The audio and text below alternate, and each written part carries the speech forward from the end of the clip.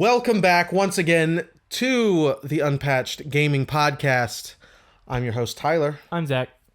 Hey guys, it has been many months. The last episode was Was that October that we did Dead Space and Resident Evil 4. We've had some plans, we've mentioned some plans, but they didn't work out. Life has changed pretty significantly for both of us. So we are here to wrap up. Reminisce. To reminisce. Look back yes. upon the good old days. That's right. Wrap up with two things that we think are a little fun. Everybody likes a tier list. So I have compiled a list here of every one of the games we have played together on the cast. It's 107 entries here. And we've got another March Madness bracket. It is March. And this time, our previous March Madness that we did, I think it was 2 years ago, was based on Game of the Year winners. And this is based on our own list. Not necessarily our favorite games. Some of these games are not the games you'll see later. Not on our list, but things we think are really the absolute GOATs. But as per usual, we got some beer. We got some beer. 4 Jester King brews for these for this 2-part episode here. Zach, why don't you go ahead and introduce your contribution? So I've been actually wanted to have this one for a long time. This is many people's favorites from Jester King. It's RU55 Russ, the barrel-aged sour red. Let me read their ingredients here. As usual, Texas Hill Country well water and malted barley. But we also got some roasted barley, hops, mixed culture of brewer's yeast, and native yeast and bacterias. That probably just means sours, bacterias. So let's get a little bit of that open, and we'll pour some in here. That is a very, very apple juicy color. Yeah, can't wait.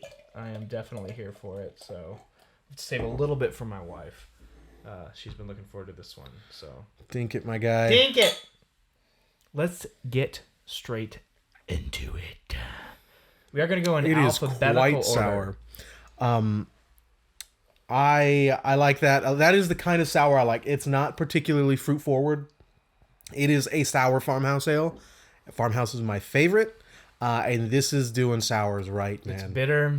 It has got that nice little what you want in a sour, that like sour fruit on the end rather than at the beginning. Yeah. You know, and then that red ale, it just brings that malted barley taste that I love so dearly. This is a winner in my book. A Wiener. I am definitely going to have a little more. No! Dude, she's kidding. Bro, that's like so 3 cans of beer there. I know. I'm just being... I'm here to drink, man. I have drank a gallon of water today to prepare myself for this. Prepare my body. That's right. For the gift. Yeah, as he said, we're going to do this in alphabetical order just because I accidentally did not upload them all in a randomized order. And there's not a randomized button. So we're going to do it this way. We are going to do it this way. Our 4 tiers, 5 tiers, 6 tiers. I can count to 1, 2. I can count to 2. That's right. Our 6 tiers are absolute all-timers. Everyone should play. Would recommend. There is an audience out there somewhere. Not good. There's not good games. And offensively bad. I added this, but looking at these games, I don't actually know. Our taste is so refined that we never play anything offensively bad. I mean, I think Zach might put Ghost of Tsushima on offensively bad. That's not true at all. I have a good respect for that game. It's a healthy respect. In fact, when we get to it, you'll probably be surprised.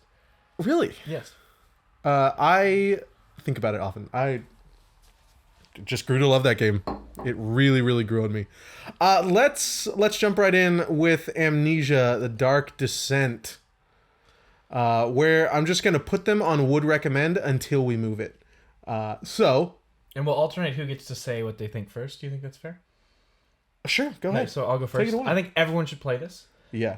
I think that you could make an argument for absolute all-timers, but I don't know if there's necessarily like when it came out, it was the biggest deal, and it changed everything, and it's amazing. Going back to play it now, we've seen so much iteration and work in just this iteration space. from the series itself. Yes, from the series itself. Great point. So I think everyone should absolutely play it. It holds up. It's amazing, but it is not a game I might never go back and play that game again. Yeah, I definitely agree. I'm going to, I guess, get started with the second one then, Amnesia Rebirth. I would recommend it. I don't think it's as... There are things I like about it much more than the first. But really looking at it holistically, I don't think it is nearly as good. But again, I would actually play it over the first one. I think that's just me personally. I would recommend it to most people who are looking for these first-person sort of narrative horror games. But that's where I shine anyway. Yeah. I love those games. Yeah. I'll agree with that. I think that it definitely, of the series, I haven't played Machine for Pigs. It's definitely my least favorite. I don't think anyone really considers that. That's not in the main same line. studio. Yeah. I mean, I get it. But that said, it's also one I won't go back to play, but I have very big stretches of this game that have remained with me for, I mean, we played this back before I got this house, so... I think it was 2021. Yeah, I mean, it was 3 years ago. When we started, yeah, it came out in 2021, and we played them almost back to back. I think it was just the next episode. And so, that said, I have great memories of this game. I would recommend it to people. I think that you hit the nail on the head. Okay. You get started here, but I have some things to say about the bunker. Okay, the bunker. This one I will be going back to play. It is built to be gone back and played. Yes, especially since the updates. Yes, immensely. I think that it falters a little bit on the landing. It doesn't quite stick the landing. And in fact, going back to replay, I might just stop right before the ending each time. But this is one that I would would recommend for sure. Would recommend. Now, if we're talking about this kind of horror game, it just didn't would recommend. Not even everyone would play. Everyone should play. I would put it in everyone should play. I see a valid argument for that for sure. For these kind of horror games, for me personally, it's an all-timer. I don't see you agreeing with that, but probably not. But I also won't block it outright. Like, I get it. For these kind of horror games, it's perfecting this formula. I think I can't. Other than maybe Observer, which does lean heavier into the narrative, it's not doing... walking simi. Yeah. I like Observer a lot, and we'll get to that. I think the bunker is just... right now, the peak of this particular subgenre of horror, and after those updates... The monster is way more terrifying. There's many more things to do, and every time you go into a new game, it's completely shuffled. So the items, the rooms, the light switches, things are just it's a new game every time. Yeah, and the mechanics are there to support innovation. I think it's excellent. I do not mind you moving it up to everyone should play. Okay. Above the first or below? Or are we doing this below? I would like to. Below. And I think it's a better game, in my opinion. But if we're talking like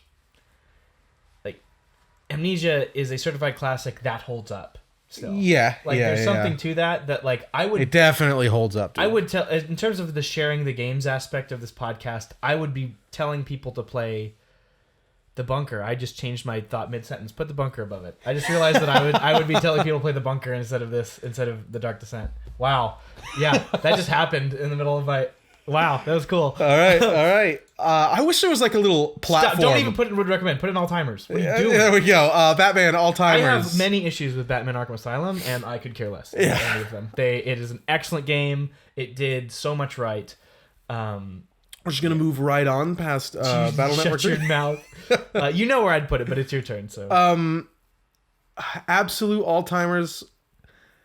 Yeah, I'm not gonna argue. Are you with doing this man. for me, or I'm doing it for you? I probably would. I would go back and play it based on your recommendation. I go back and play whichever one you told me you think I would appreciate more. But because we were playing it for the cast, I don't think I got as much out of it as Like I'm about to get out of Final Fantasy VII Rebirth. We're not doing an episode for that. So I'm just going to play this game for 4 months. Yeah.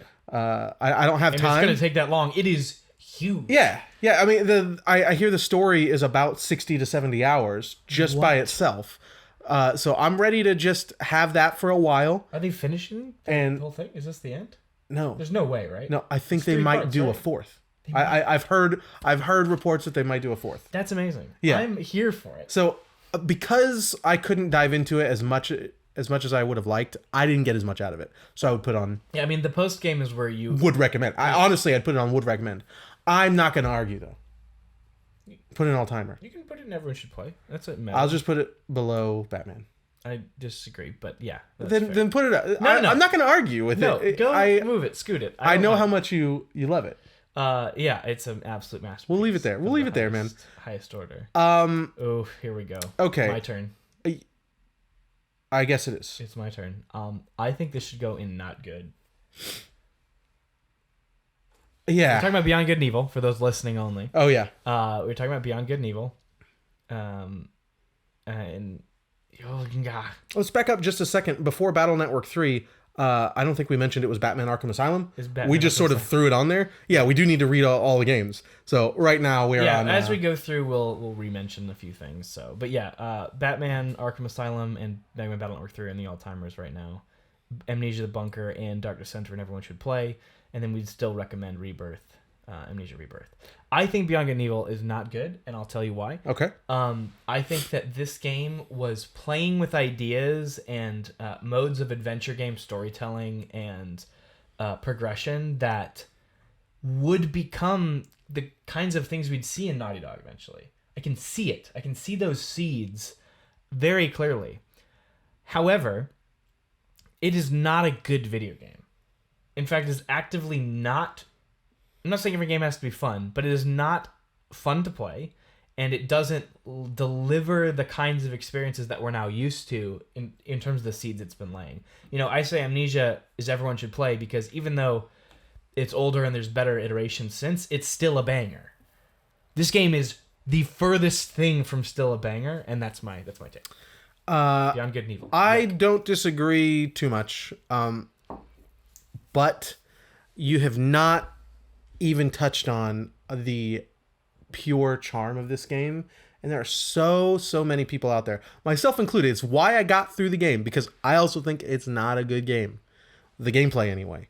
The characters are so memorable. There are a few set pieces in there that are so fun. That bar and the few blocks you get to walk around in the central town, it's all just it's teeming with life, even though there's only like 4 NPCs on screen at any time. I really appreciated finally being able to play it. I agree. I mean, I'll never go back to play it. I don't think it's very good. I will actively tell people not to play it.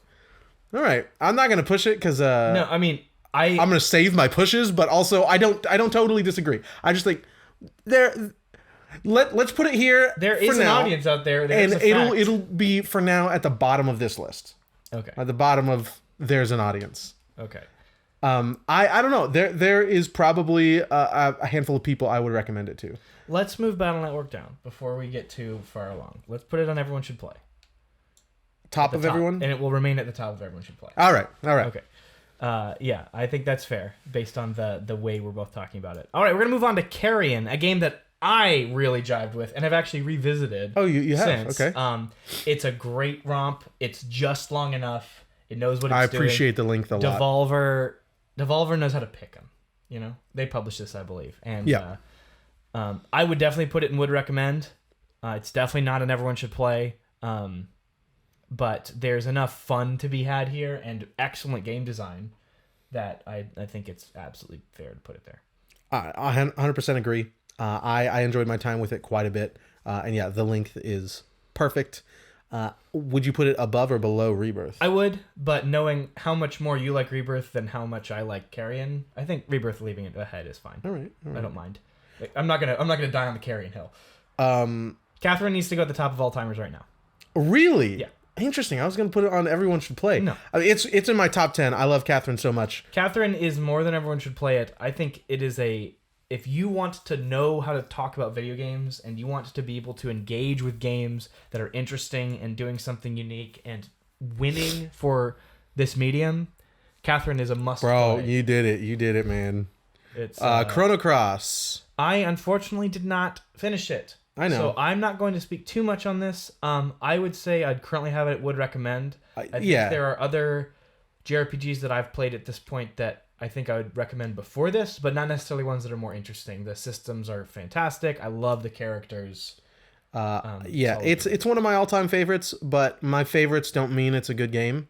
One of my all-time favorites, I've got mobile games on there, so that doesn't mean much. I'm gonna put it at top of would recommend. I think it's a stellar RPG, a beautiful world, wonderful characters, and that soundtrack is. Which classic is top JRPG tier. would you recommend to most people? Like, if you're the one that you would be the first. If someone says, "I want to play a classic JRPG," which one would you hand them? It's a little tangent here. Okay, well, when is the cutoff for classic? I'd say, let's stick to turn-based and PSX or PS1 is like the end. Probably Chrono Cross. Probably Chrono Cross. I'd say for me it'd probably be Final Fantasy IV. I'd hand him Final Fantasy IV. I think are we recommending these to strangers? But seasoned gamers? Final Fantasy IV would probably be the pick for a seasoned gamer, but someone coming into the genre, definitely not Chrono Cross. I don't know. I think Chrono Cross is a little more. I think the systems are pretty. They get big. But I mean, I played Final Fantasy IV picks your party for you. It does, but I think someone new to the genre might be turned off by unless you're maybe giving them the DS copy. It would be 4 or Chrono Cross. Well, I don't know. The DS copy is really hard for 4. I don't know. It's an interesting question. Maybe we'll talk about it sometime. Okay. This was not a good game, dude. Offensively bad. Offensively bad. I'm not gonna. Wow, we did it. We did it. I didn't finish it. I didn't. No, we both got like an hour and a half into it. And it sucks because I love Xenoclash 2. Yeah, I was really looking forward to this. In fact, that might be the last game we talk about is Xenoclash 2 because it's in alphabetical order. Yes. This is Clash. What's it called? The Clash. Artifacts of Chaos? Yeah, that sounds right. It's not a very good game. I wouldn't recommend it to anyone. Which sucks because I love the studio. They do some weird stuff. Really, really do crazy things. There's a few of their games here. I would probably try it again sometime. I only put maybe 2 hours into it. I could put another 2 hours into it to give it a shake because I really want to like it. But yeah, it was very not good. All right, there's going to be some controversy here. I doubt it, but you get to go first. I think I've taken 2 of yours at this point. So I mean, we're agreeing on a lot of things. So yeah, go ahead. This is Control. I will recommend Control to a lot of people because a lot of people play games differently than Zach and I do. I didn't like Control very much, aside from the setting. Even the story wasn't great, but the setting and the little side narratives were impeccable. For this sort of genre, this very David Lynch, Lovecraft sort of stuff, they nailed it, dude. And the environment is gorgeous. I cannot, aside from maybe Tsushima, I think this and Tsushima are my favorite video game environments. I love them both. This game is just, it was boring. And, we've talked about this multiple times. The coolest things in the game aren't given to you until the very end of the game. But then at the very end of the game, you have the ashtray maze, bro. Sure. It's awesome. I would put it above Carrion in would recommend. No. But no, okay, that's fine. I'm not gonna push it. The reason I say no is because I would have put it in There's an Audience Out There. Really? Yeah, I think that there are some people, like you said, there are some people I definitely recommend this game to, but it would be people who do not really play a lot of games, and so they don't have a view of what is really, really good. Yeah, but this won all of the awards that year. And I totally disagree with all Yeah, I completely disagree, but I think that audience out there is most gamers. Sure, most gamers also would play, the most recent Call of Duty game, and I wouldn't put that in would recommend. You know what I mean? Like, I don't think that's a good judgment just because more people than I expect. I still think it's not a very good game. Yeah. But If we leave it at bottom, would recommend, I'd be fine. No, we can put it above. It will be probably one of the very top of There's an Audience Out There. Yeah. Yeah, I'm fine with that. Creature in the Well, go ahead. Yeah, There's an Audience Out There. Okay. I think it's definitely not for everybody. I had a good time with it. Yeah, but it's a cool, fun time. It is not a game I would recommend to many people. But No, there are it's some niche. where I'd be It's like, very oh, niche. hey, you know what? There's a weird game. You'd like it. It's a little too long, too. A little bit, yeah. A little too long. It's like the ideas are kind of done. It's like, okay, let's go. Let's go. So I'd put it above Beyond Good and Evil. Creature in the Well, above Beyond Good and Evil. So in between don't Control disagree. and Good and Evil. Should we just delete Cyberpunk? So, no, let's talk about it and mention we played Cyberpunk at launch. We played it on PC. Ran pretty great for me. I didn't have many issues. I had a handful of issues. So, like, sure, a handful, but nothing like the crazy deluge that people mentioned they were having on console, especially older consoles. I still want to pick up a copy. So let's mention we are not rating Cyberpunk based on all the crazy changes. First of all, whatever. I could care less. Make a real game right the first time. But yeah. Second, I'm going to judge this based on what I played, and what I played was released Cyberpunk. Go ahead and this one's for me. Yeah, go ahead and take a swing at it, my friend. I would put it, if we're gonna do that, I'd put it inoffensively bad. Ooh. I thought the systems were trash, the economy was trash, the game obviously performed pretty poorly. I didn't take the brunt of it like console players did, but if we're just judging it for launch, I enjoyed very little of the game.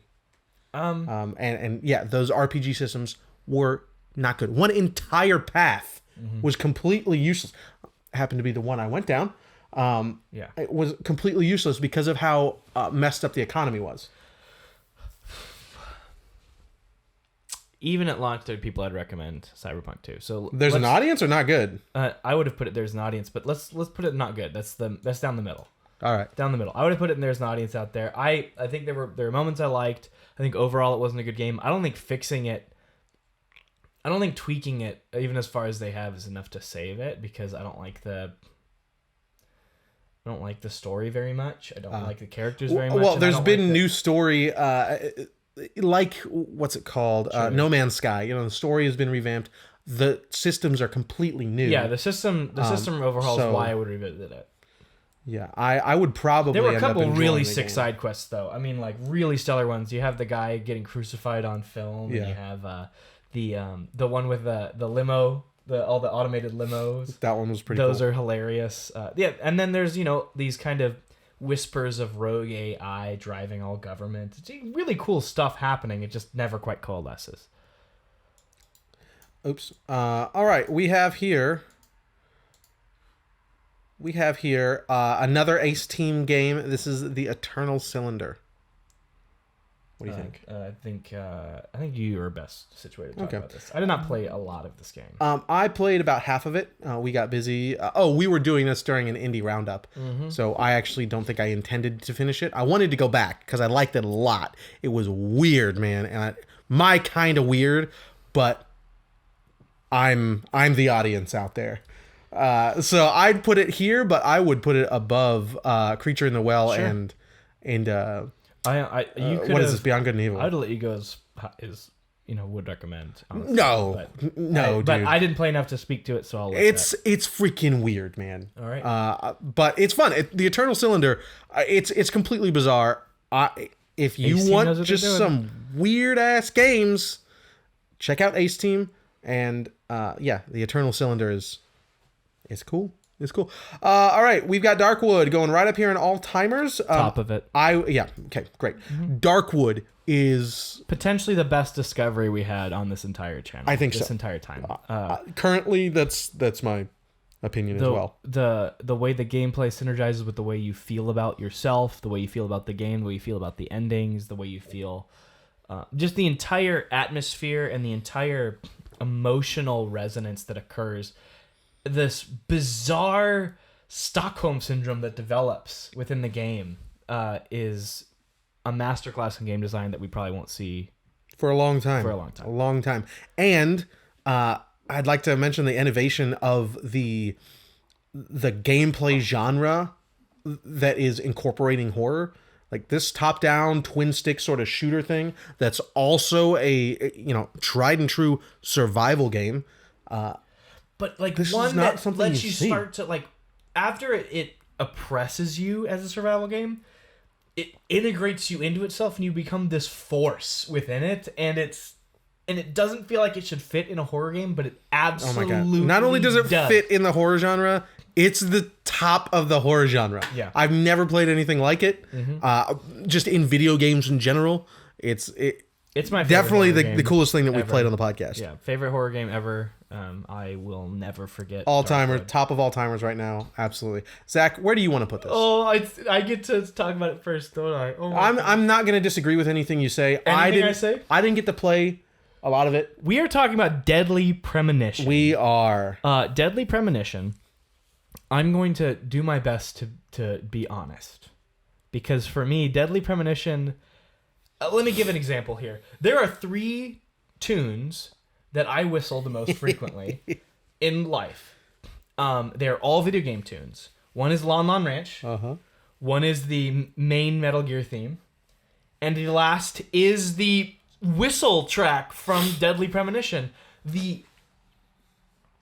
It's one of those, it's often advertised as so bad it's good, but that neglects the incredible heart, incredible passion, incredible, honestly, deft, really successful work that goes into the game. Now, there's also all the rest of the game Yeah. that just so happens to work well within it for people who are able to tolerate it because of how insane it is. I think if I'm being really honest with myself, I would put it in would recommend. I think it deserves everyone should play. But I'm fine with Where on would recommend? I'd put it at the top. Yeah. The top. Sure. It's just one of those games because the best part is that if you recommend it and they hate it, great. Oh well, they move on with their life. But if they like it, if they're one of those people, and again, like you said, it's one of those things where there's a surprising amount of people who love this game. Yes. Like surprising amount. It's right there, about to break through cult status. Yeah. Now, for those who are watching, you can't see very well because these are little bitty thumbnails for the tier list. But the cover art we have here for Deadly Premonition is a riff on the Game of the Year edition for Arkham City. That abomination of cover art. Just Google Deadly Premonition cover art. You'll find it. It's hilarious, dude. There's so many little hidden gems on this parody. And it's perfect. It lines up perfectly with what the game is. Yes, it's so good, dude. And yeah, what a well-realized town. I could talk about it forever. Dead Space. Dead Space. Do we have... Anything lower Dead than Space offensively bad? 2 might not be on this list. Well, how about this? We'll take the Dead Space remake one and pretend it's Dead Space 2. And we'll just count both of them, because I think both are pretty playable, around the same amount of playability for the original Dead Space. So the Dead Space remake cover art will be Dead Space 2. So Dead Space Here 1. we go. Dead Space 1. I think... remake and original. You go. It's yours. Sorry. Okay, sure. Because you're going to really go to town on Dead Space 2. Dead Space 2, I'd put in all-timers. I'd put above Batman, below Catherine... I'm sorry, Dead Space. Yeah. Dead Space 1. I think it does enough different.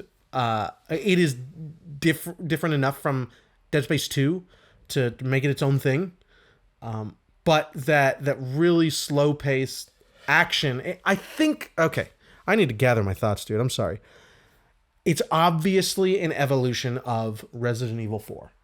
That's well documented. That's what they were trying to do. Resident Evil 4 in space.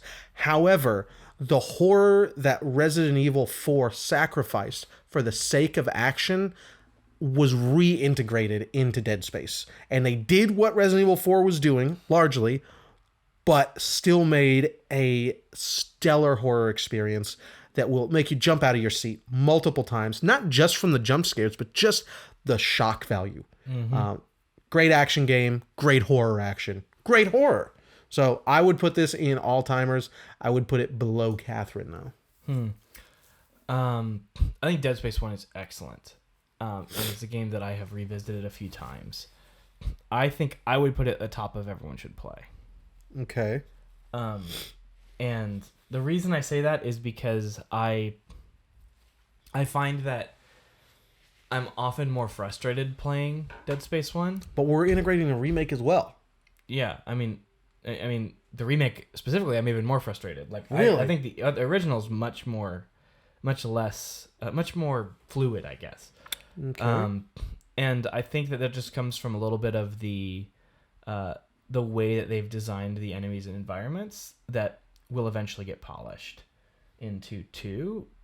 But I'm fine with leaving it in all-timers. It's obviously an all-timer. That'd be my take. I'd be okay moving into the bottom of all-timers. How do you feel about that?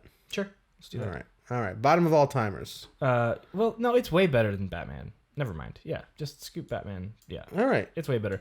Dead Space 2 should be number 2 on all-timers. Okay. So we have all-timers right now, Darkwood and Dead Space 2. Dead It's Space the best 2 is action actually game. Higher for me on my favorites list, but I also don't really consider it a horror game. That's why I'd say that Darkwood's a favorite horror game. Dead Space 2 is potentially one of the greatest action games ever made. Dude, you played it 3 times in the 2.5 times yeah. in the week we were playing it for the podcast. And then when I went back to replay a little bit of the original Dead Space when we were playing the Dead Space remake, I went back and played the rest of my run through of Dead Space 2. And then started again. It's so clean. It's what for other people the original Resident Evil 4 is. That's what Dead Space 2 is for me. That game that encounter design is just perfect. You understand that game inside and out. You just want to always be there. That's Dead Space 2 for me. Fair enough. Not going to disagree. It's one of the best games ever. All right, we're getting into some... we're not getting into... We just have a weird one. Dear Esther. This was on our first episode. We played this. I guess it's my turn. There's an audience. I don't think it's a bad walking sim. It's barely even a walking sim. Yeah. But I think it's interesting enough that soundtrack from Deanna Curry is... I'd say right above Beyond gorgeous. Evil. Dude, below Creature in the Well? Yeah. I'd recommend Creature in the Well way before I recommend Dear Esther. Well, we're not... This is just... There's an audience. No, I just mean, I'm trying to think my way through, how I feel about this game. All right. You know? Yeah. There's just so many better walking sims, too. I'm not going to harp on it. Dear Esther. All right. Dear Esther, everybody. We have our new number 1. New number 1, Disco Elysium. I don't think there's any... Do you want to talk about it at all? We talked about it for 3 hours. Oh, we did, yeah. You can definitely go watch that everything episode. that you feel about that. It does everything, and it's the way that I wish I could write, and it's beautiful and perfect and wild. Yeah. And replayable, and everything a perfect video game would have to be. Okay. There we go. How high on all-timers are you putting DMC5? So, Devil May Cry 5, as folks who listen know, is one of my top 5 favorite games of all time. So I will not fight on this. I know it is a fairly niche game. However, it's not. Okay, let me ask you. Before you make this statement, how high is this the best of this kind of action game? It is the best action game. So above Dead Space 2? Yes. Okay. I think you can put it below Darkwood for the sake of the cast and how we talk about it. Yes, I would really have some words. Yeah. But I prefer it, obviously, personally, to that, because I love action games. Bro, Catherine's getting down there, man. Catherine's in the all-timers. I think it's fine. Yeah, it is. All right. No, you know your action games. Yeah. They're not for me, so... This is what all action games were building toward, and it's kind of that Mad Max Fury Road moment where action games have kind of fallen out of favor during the time that Devil May Cry finally came out. It's more action adventure, or Devil May Cry 5, you mean? Yeah, Devil May Cry 5. When it came out, it was mostly action adventure. God of War is probably the closest we had. The remake of God of War. Devil May Cry 5 was like when George Miller made Mad Max Fury Road. He stepped in, he's like, all right, boys and girls, this is how you make a game like this. That's what that game did. And it's... Unfortunately, I don't think we'll ever have a better action game unless it's Devil May Cry 6. I truly believe that. Dead Space 2 remake, bro. Let's go! But yeah, it's... I'm fine with that. It's brilliant. You know your stuff. I do not. I'm actually a little... not confused, but I don't know. Did you play Dredge? Yeah, I got about, I'd say... close to halfway through. Okay. All right. I really liked it. Dredge. I would definitely recommend this game. Mm-hmm. I think it's a very unique game. All of its systems are fun to play. I would put it above even Amnesia. Yeah, me too. All right. I think it's exactly where I'd put it. Okay. Cool beans. Edith Finch. Ooh, Edith Finch. You My got turn. Edith Finch. You got Elden Ring next. Okay, go ahead. All right. Edith Finch. It's an all-timer for me. I would put it just below Catherine. We have talked for a while about Edith Finch, but that episode is lost. No. That was our first we have that episode. one. No, it was Edith Finch and Shadow. It was our first episode, and it's gone. Edith Finch, I think, is a landmark for the industry. It is doing things that video games just still aren't really doing, which is fine. Not every game needs to do this. I would prefer that not every game do the sort of things that Edith Finch is doing, but the way it's telling its narrative and the narrative itself, it's very touching. It's a beautiful environment to be in. I love Edith Finch so much. I would put it above Dead Space 1. What do you think? I think top of everyone should play would be what I'd put. I don't think that. It's more than Batman? I mean, I don't mind moving. Down. Less than Batman? I don't mind moving Batman down. I do think it's better than Batman, but. But I agree, Batman's an all-timer. I mean, I get why we put it there. Batman Arkham Asylum is not an all-timer for me. If we move it to top, sure, okay, whatever. But then Edith Finch should then go in the top of everyone should play. I think so, but I know how much you absolutely love that game, what it did for you, and I understand. Dude, you have Catherine up there. You agreed to put Catherine up there. I didn't have to be fought. You didn't have to force me to put Catherine up there. We'll revisit some of these. I'm fine with this. If it's currently at the top of everyone should play. Yeah. Again, we'll reorganize as we go. Elden Ring. Y'all know how I feel about Elden Ring.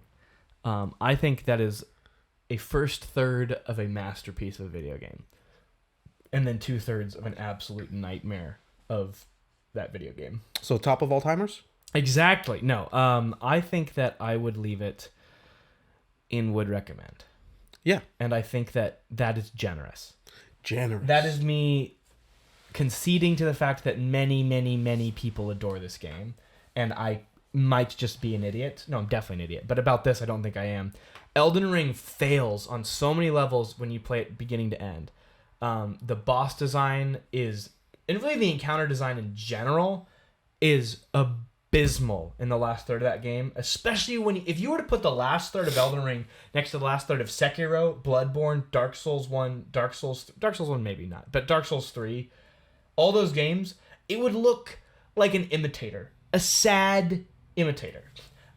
Lies of P is just as frustrating and hard as Elden Ring, but the encounter designs themselves are so much better, so much more tuned to actually push that skill rather than, oh, you have a broken build or you don't, and it's just really frustrating and it's going to kill you. And even when you get good at it, it doesn't feel satisfying. It's, I just think the philosophy behind the encounter designs is indicative of what FromSoft is going to do going forward and has made me much less excited about what FromSoft is doing. Oof. I have no words. Above Chrono Cross, above Dredge. Would recommend. Bottom above Carrion. Yeah, I would much rather play Carrion than Elden Ring. All right. Okay, fine. I'll Epic be fair. Mickey. I'll be moving fair. on. Put it above Chrono Cross. No, I meant to say above Dredge, below. I don't Chrono mind Cross. putting it above Chrono Cross. That's what I meant. I wouldn't put it above Chrono Heard. Cross. Okay. Yeah, y'all know how I feel. That's very biased, and I don't care. It's dumb. Epic Mickey is good. not a good game at all. Bottom of not good. Yep. Done. Why is it being remade? You guys play better games. Oof. This is one of Everhood, one of my all-time favorites. I have mentioned Everhood several times recently. It's been on my mind. I wasn't as hot on it when we initially played it, but I'm gonna let you take it away, and I will agree with wherever you put it because it's really settled in my mind as Everhood something is a special. very fun game with great mechanics that you iterate throughout. That make it more interesting as you play. It keeps up a good pace. The soundtrack is great. I really enjoy it. Lots of great creators, lots of good songs. But at the end of the day, it delivers a very mature look at the nature of death, of eternity, and really just, the longevity of the soul. It's just a really deep, provoking game. I think it should go somewhere in the middle of everyone should play. Okay. I think that's above or below. I'd put it above the Amnesias for sure. Yeah. Yeah, I think that's fair. Everhood,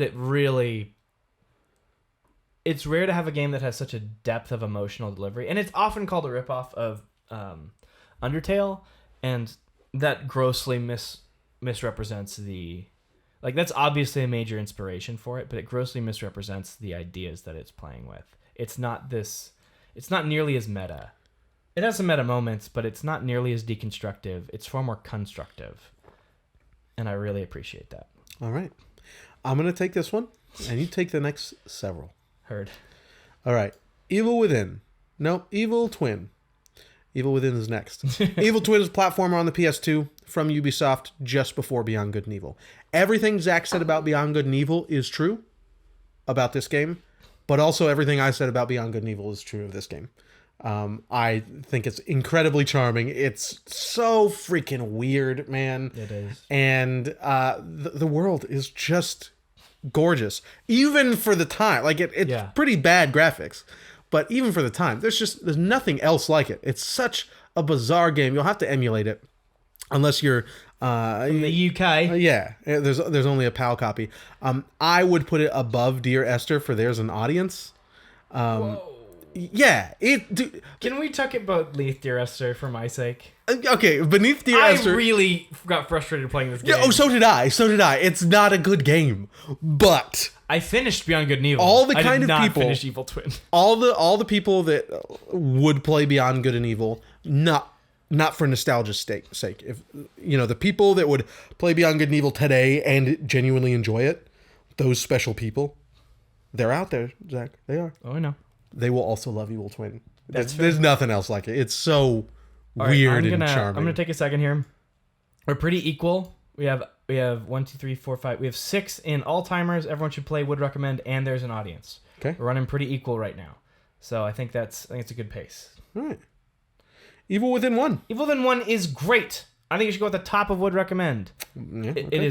It has a lot of issues, but it has so many great ideas. They don't always land, but they mostly land. And the ones that absolutely stick that landing have remained with me for a long time. Wonderful. Really cool ideas, really fun gameplay, really visceral. Like, it feels good to get a shot off. And it's probably top 5 for things I regret not finishing. Yeah, you would love it. I mean, the ending is pretty frustrating. The last chapter. But, I mean, you could just stop right before the last chapter, too. It's not a big deal. Evil Within 2 is a disappointment.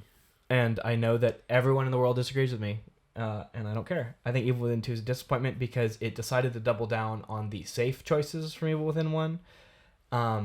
It did have some cool kind of open-ended environments that we would kind of see more going into the this era of gaming. I think of Ratchet and Clank Rift Apart, these kind of open levels. Rather than open worlds, and I think that's cool ideas. But all of the other ones, the weird traps, the fire mechanics, the weird stuff that Evil Within 1 is doing that deserved more time to iterate on, was all chunked out for the sake of a safer bet, more of a Resi clone. So I'd say there's definitely an audience out there. I'd put it at the top of that category personally, because it's definitely, I think, of those games in that category, it's definitely the cleanest. Really? I think Control is definitely cleaner than Evil Within 2. At least, but Evil Within 2 is actually a little fun. Okay. Yeah, that's my take. But I mean, I'm willing to. I don't care about it that much. I'm not going to fight for it. You can put Control. Yeah, I think there's enough redeeming quality in Control to put it at the top. Sure, go ahead. I mean, I would put it Control. I would genuinely put in would recommend at the bottom of it. Well, above Carrion. I would put it above Carrion, but yeah, if you're letting me make an argument here. Yeah, I'd put Control above Evil Within 2. Sure, that's fine. Let's just jump ahead for a moment and do Ghostwire. Oh, because we're already talking about it? Yeah, let's talk about Ghostwire Tokyo. I think Ghostwire Tokyo is a redoubling on what made Evil Within 2 not that good. However, yeah, dude, there are definitely people I think that would love this game. People like Steven, my older brother. This is the kind of stuff he loves. He doesn't want a really deep, thought-provoking, interesting interactive systems. He wants a decent open world game that's well made, and that's what this is. It's very pretty. It's very well made. Above Evil Within 2? No, Or gosh. below? Okay. Evil Within 2 is definitely a better game. I think you can put it... no. Not that high. Above Dear Esther. No, above Creature in the Well. Above Creature in the Well. I was being a little mean there. I like Creature in the Well. That's my bias coming out. Yeah, Creature in the Well is good. Creature in the Well is a good game. My bias will come out when we get to the bottom of the list with Yoku. I'm looking forward to it. So yeah, Faith. I still haven't played Faith 2 or 3. Dude. I thought you did play 2. No, okay. dude. Faith 2 has one of the best scares I've ever seen, and it's this random Atari graphic little video game. It's so good. I think Faith should go in Everyone Should Play, so I'm going to be honest, and I'm going to put it in I'm going to put it at the right where it is right now, at the very bottom of would recommend. The very bottom would recommend. I think that Faith punches way above its weight. It's fun. It's weird. It unsettles you. It's in this...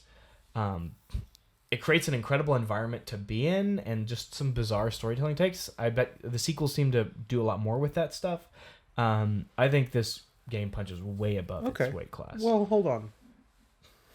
Everyone Should Play. What is this category? What does it mean? I think that when you come to Everyone Should Play, there are still a handful of people I won't recommend that game to. Yeah, sure, definitely. those always exist. But Everyone Should Play is...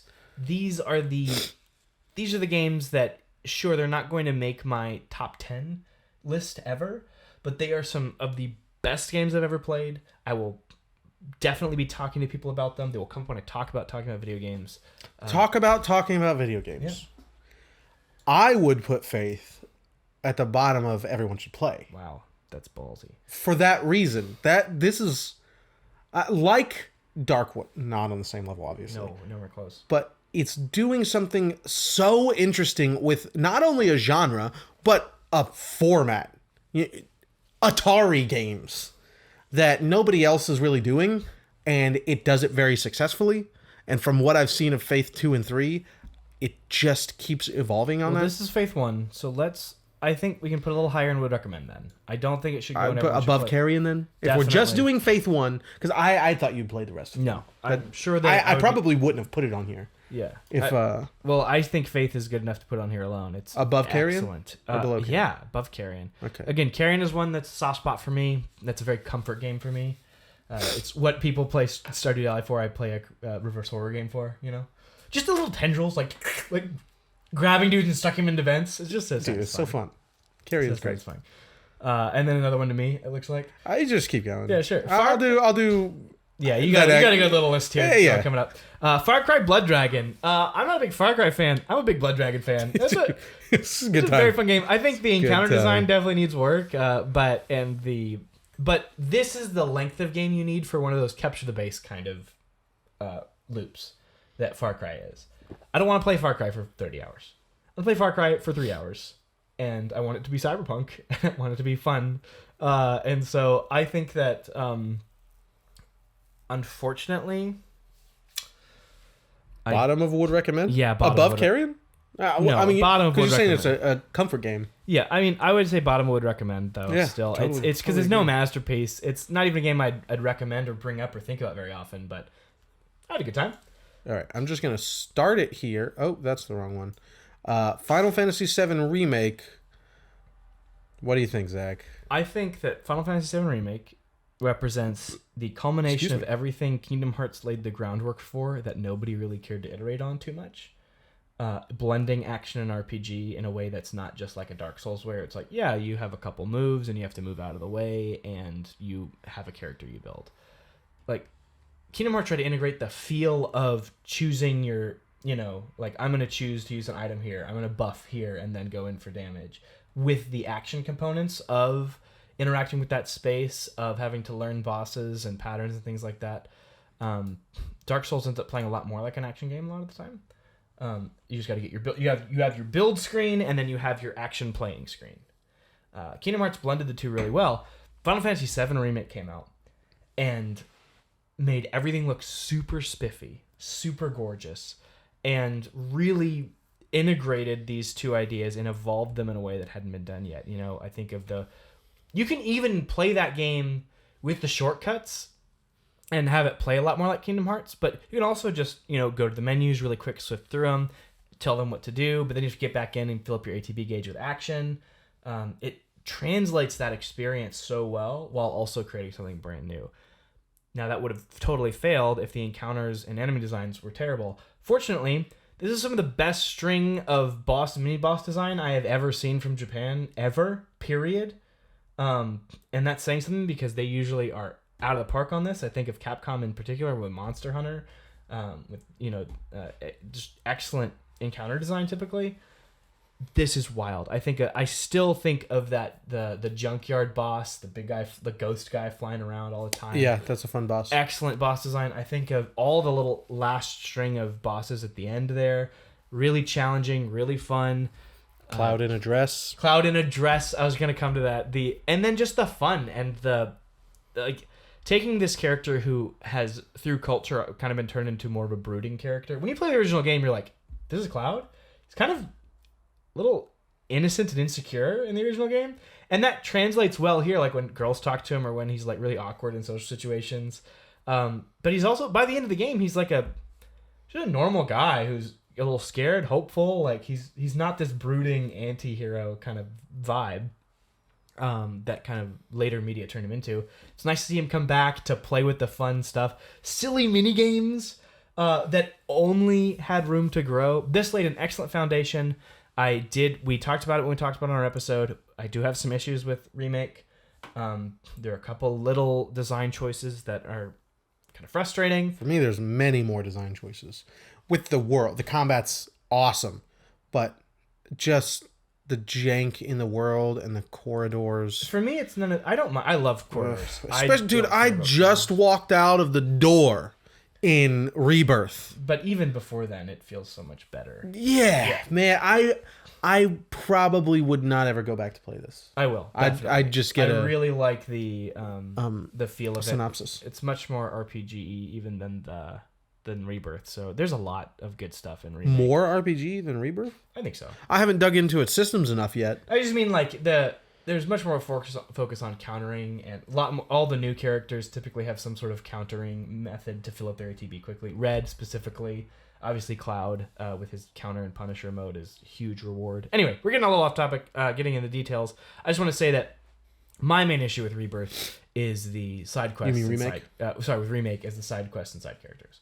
Yeah. They're all so flat and boring and like wasting my time. Every time in Rebirth that I have an opportunity to do a side quest, I do it. Because you will go and you haven't gotten there yet. I don't want to spoil it for you. I was flabbergasted and delighted in every way. I'm going to take my sweet time. And then what's probably going to happen is I'm going to take so sweet of a time. Baldur's Gate 3, the collector's edition, will be here. And then I'll just reload my save for that. And then I'll just play this for a week and that for a week. And that's going to be so that's delightful. Probably what I'm going to do. That said, I think everyone should play this, and I think it should go above Everhood. It's just above Everhood, below. I think it's excellent. Battle Network 3, interesting. Of course, Battle Network 3 is a masterpiece. Fair enough. And talk about systems that are clean and perfect and fun side quests. There you go. All right. Final Fantasy 16. All right, last one for me for a little while. Looks like. Final Fantasy 16 is another soft spot game for me. However, it falls in the same problem that Control does to a much lesser extent, where when you have all your tools at the end of the game, it's fantastic. You are just mixing and matching all these different forms and like the summon forms that you get. Because for a while there, when you only have one, then two, then three, it's fun that it's building on it so much, but you have them for so long, it's like, well, I know how to handle every boss encounter and every random enemy encounter with these three styles, and that's going to be it. And once you start to get toward the crazier powers and mixing and matching those things and trying to get maximized damage in unique scenarios, the game really opens up and it's great. The combat system is one of my favorites from an action game, especially in recent years. Especially, again, once you hit that end game where you're just looking through it. Thankfully, you can then New Game Plus and go through the whole game with all that good stuff. That feels to me like where the game's really going to shine. Unfortunately, I crapped on Final Fantasy VII Remake for doing, crappy flat side quests and characters. Oh my gosh!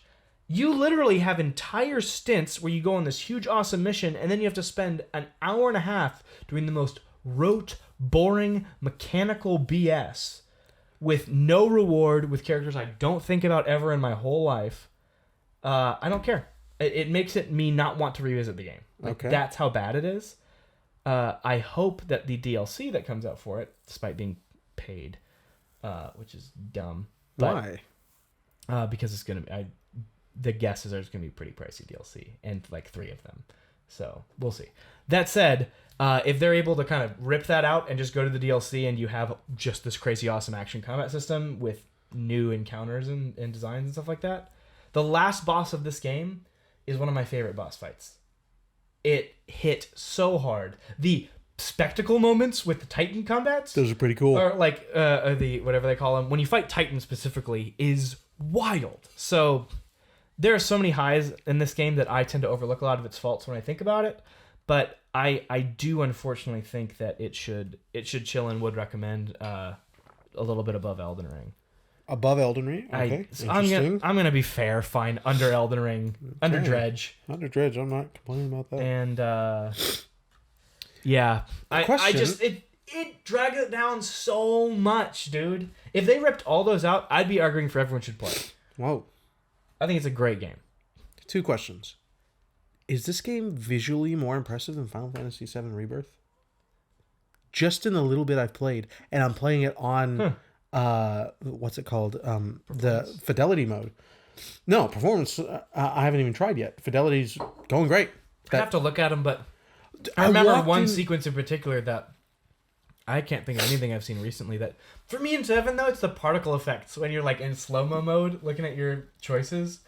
Oh, I walked into the spell shop in the beginning of the game, and that looked like a low budget last gen game. they have a couple weird moments. The spell shop in there was embarrassing.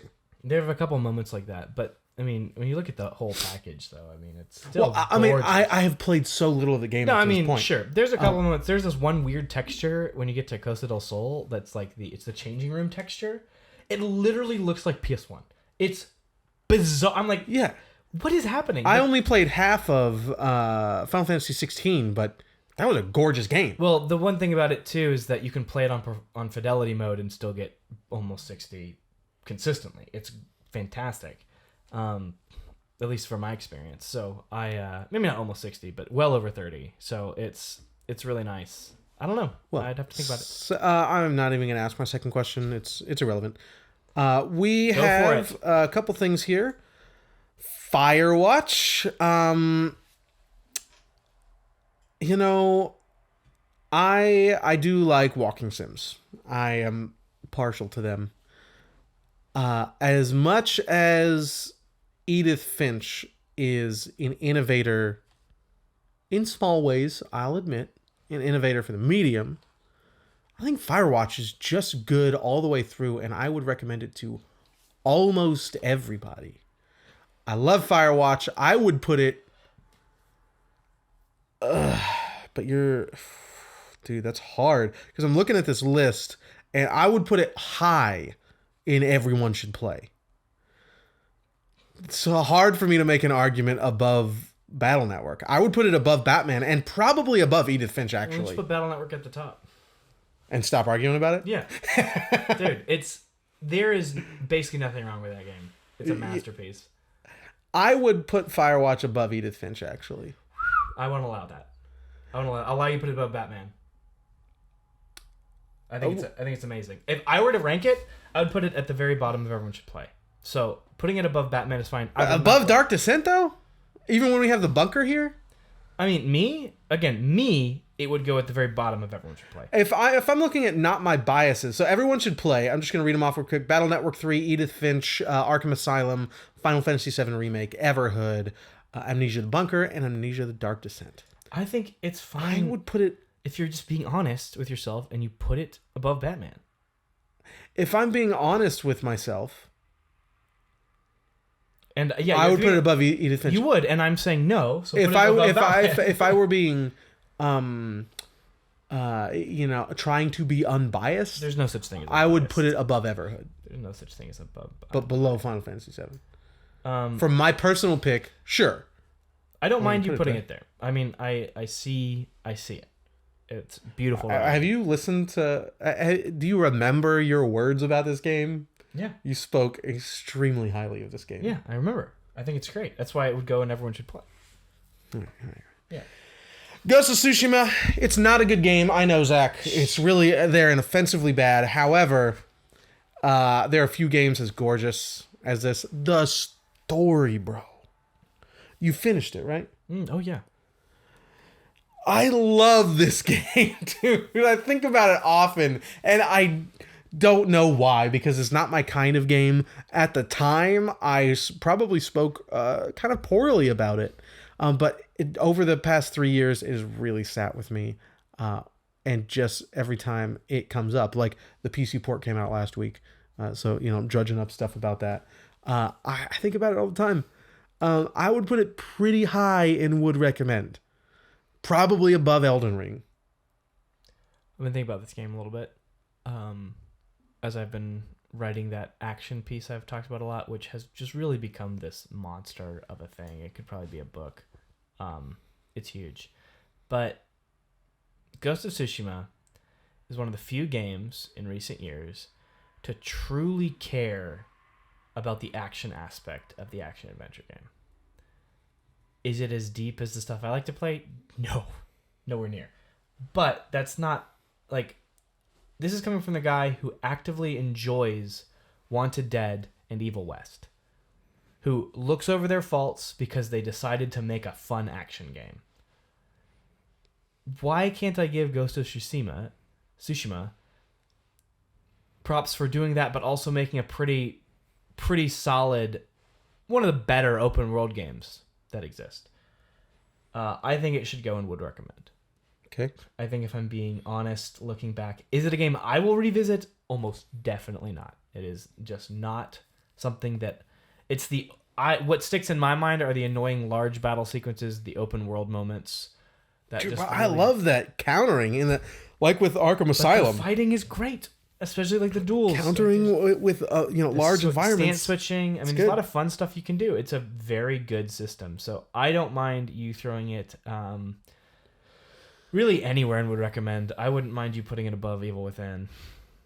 Evil Within? I don't know about that. I mean, both of them have their problems. I would recommend it to more people. If you're asking me where I would put it above Amnesia, but below Final Fantasy 16. So, why is Elden Ring still so high then? Because that first third, if I'm being really honest, think about that. The moment you played the first third, like those hours, those like 20 hours, it's something else. Yeah, but I think about the whole experience, and I freaking love Ghost of Tsushima, bro. Put it above. I'm gonna put it above Elden Ring. Good. I don't care. Are you fine? I would put Elden Ring so much lower if I weren't trying to be fair. Let's put it a little lower. Put it below Final Fantasy at least. No. Put it below Amnesia Rebirth, because I like Amnesia Rebirth a lot. Do whatever you want. I mean, I think the first third of Elden Ring deserves props. Okay, cool. Gone Home. It's one of the OG walking sims that really put it on the map anyway. I can't remember if Dear Esther came first. Really put the genre on the map. Let's finish this one real quick. I like Gone Home a lot. Like Edith Finch, Firewatch, Gone Home. Yeah, I think those are top 3 walking sims, which is a shame. That means the genre hasn't done a ton since its heyday. I mean, Death Stranding. Yeah, there you go. I'm gonna replay that this year. I'm super stoked. Yes, I'm definitely gonna play it before the remake. I mean the sequel.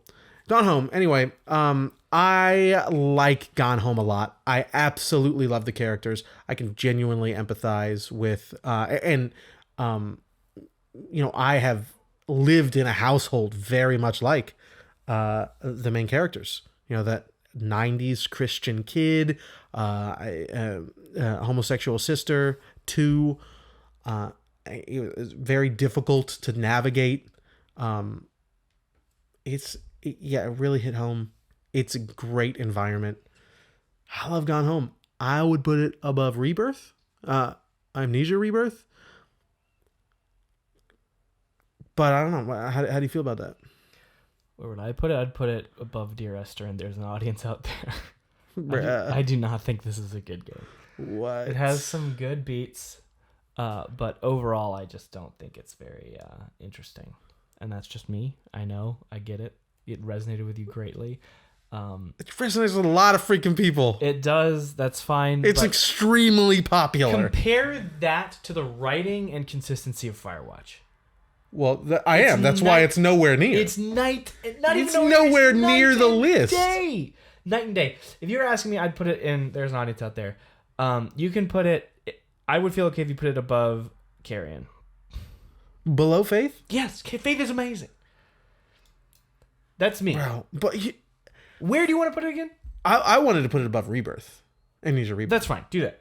Go ahead. Move Faith above Amnesia Rebirth? No. Yes.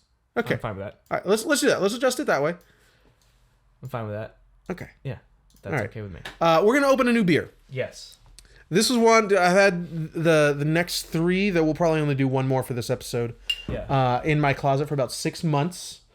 Around the. So this is malted barley, dark candy syrup, Candi. That's interesting. Truffle honey, hops, coriander, black peppercorns, mixed culture of brewer's yeast and new bacteria. Blah, blah, blah. Can't wait.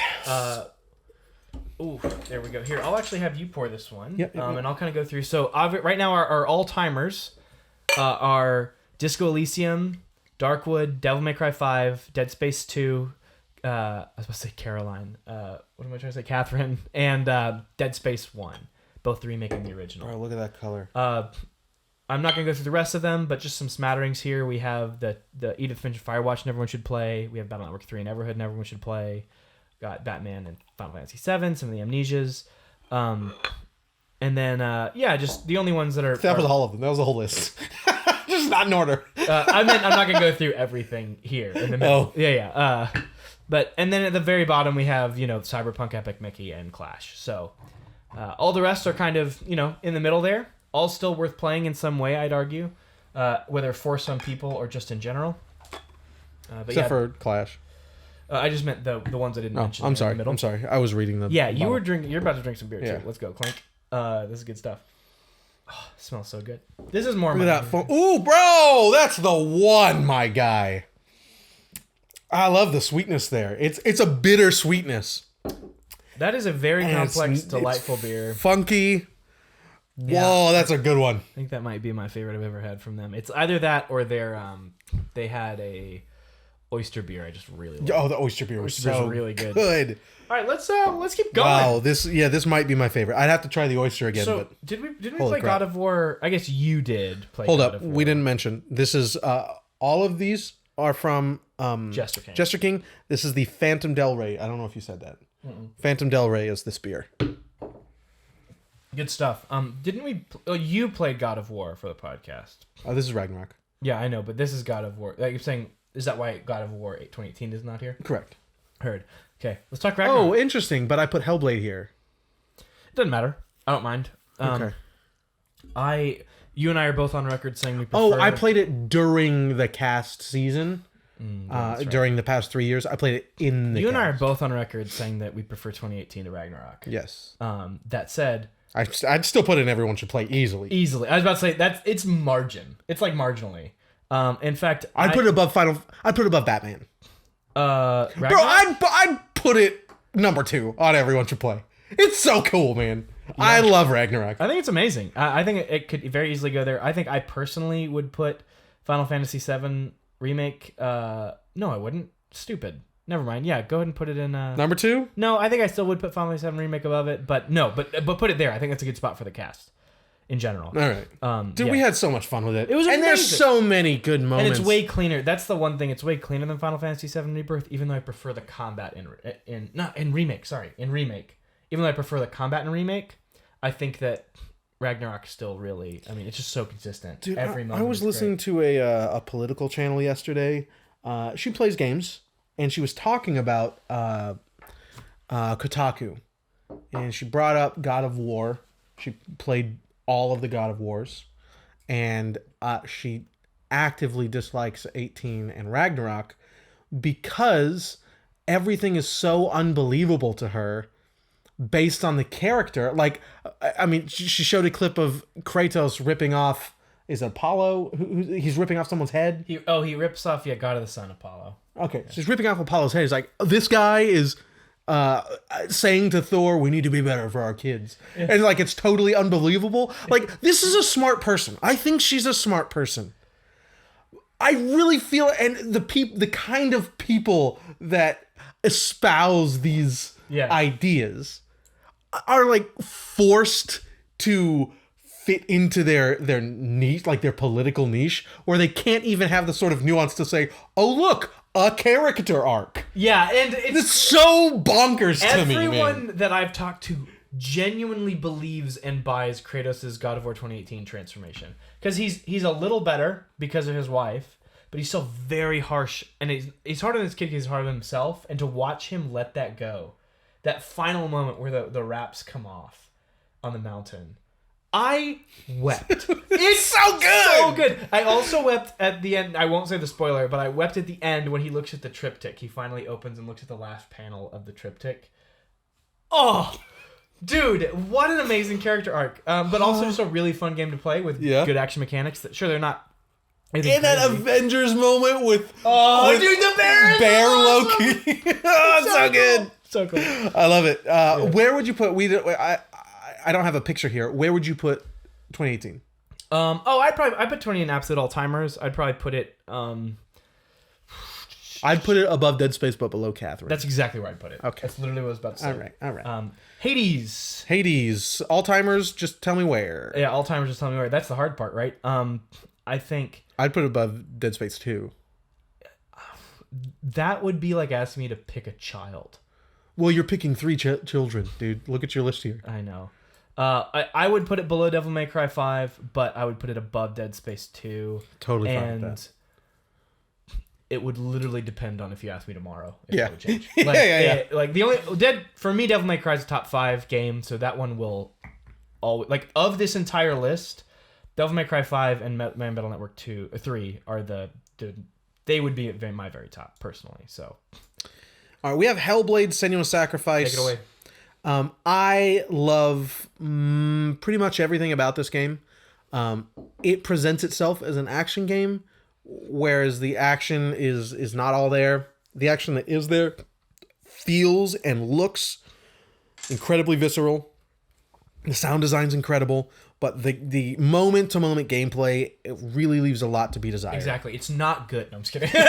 However, the narrative, the performance... The presentation. This is some of the best presentation in all of it. I would argue it could compete, if it were a larger game, it could compete with the likes of Red Dead 2 in terms of just pure presentation. Yeah. It's amazing. No, dude, I honestly think it still does. I just mean, like, what makes Red Dead 2 so impressive is the scale combined with the presentation. Right. I guess like I would put this at third. I haven't played Red Dead 2 yet, so these are probably tied, but Last of Us 2, Red Dead 2, and then I put Hellblade as some of the best looking video games we've ever seen. In general, yeah. Hellblade, okay, the narrative, the performance, the sound design, all of those things that do matter to us, not as much as gameplay for most games, but they do matter to us. I would put it pretty high. I'd probably put it below... I'd probably put it at the bottom of Everyone Should Play. Bottom of Everyone Should Play. I will allow that because I would have like, if I'm putting it somewhere, I'm putting it around Elden Ring and would recommend. So I think putting it at the bottom of Everyone Should Play is fair. But Everyone Should Play is more than just games that are better than would recommend, and for that purpose, I'd put That's exactly why I would allow it, I think. It's just, for me, it comes down to the, like you said, the gameplay, which, I'm a pretty big But I think that's where you, like, would recommend stops at gameplay. The qualities that we're looking for would recommend stop there. Maybe. Everyone Should Play. Do you want to combine these next 3, by the way? I was just about to ask that because...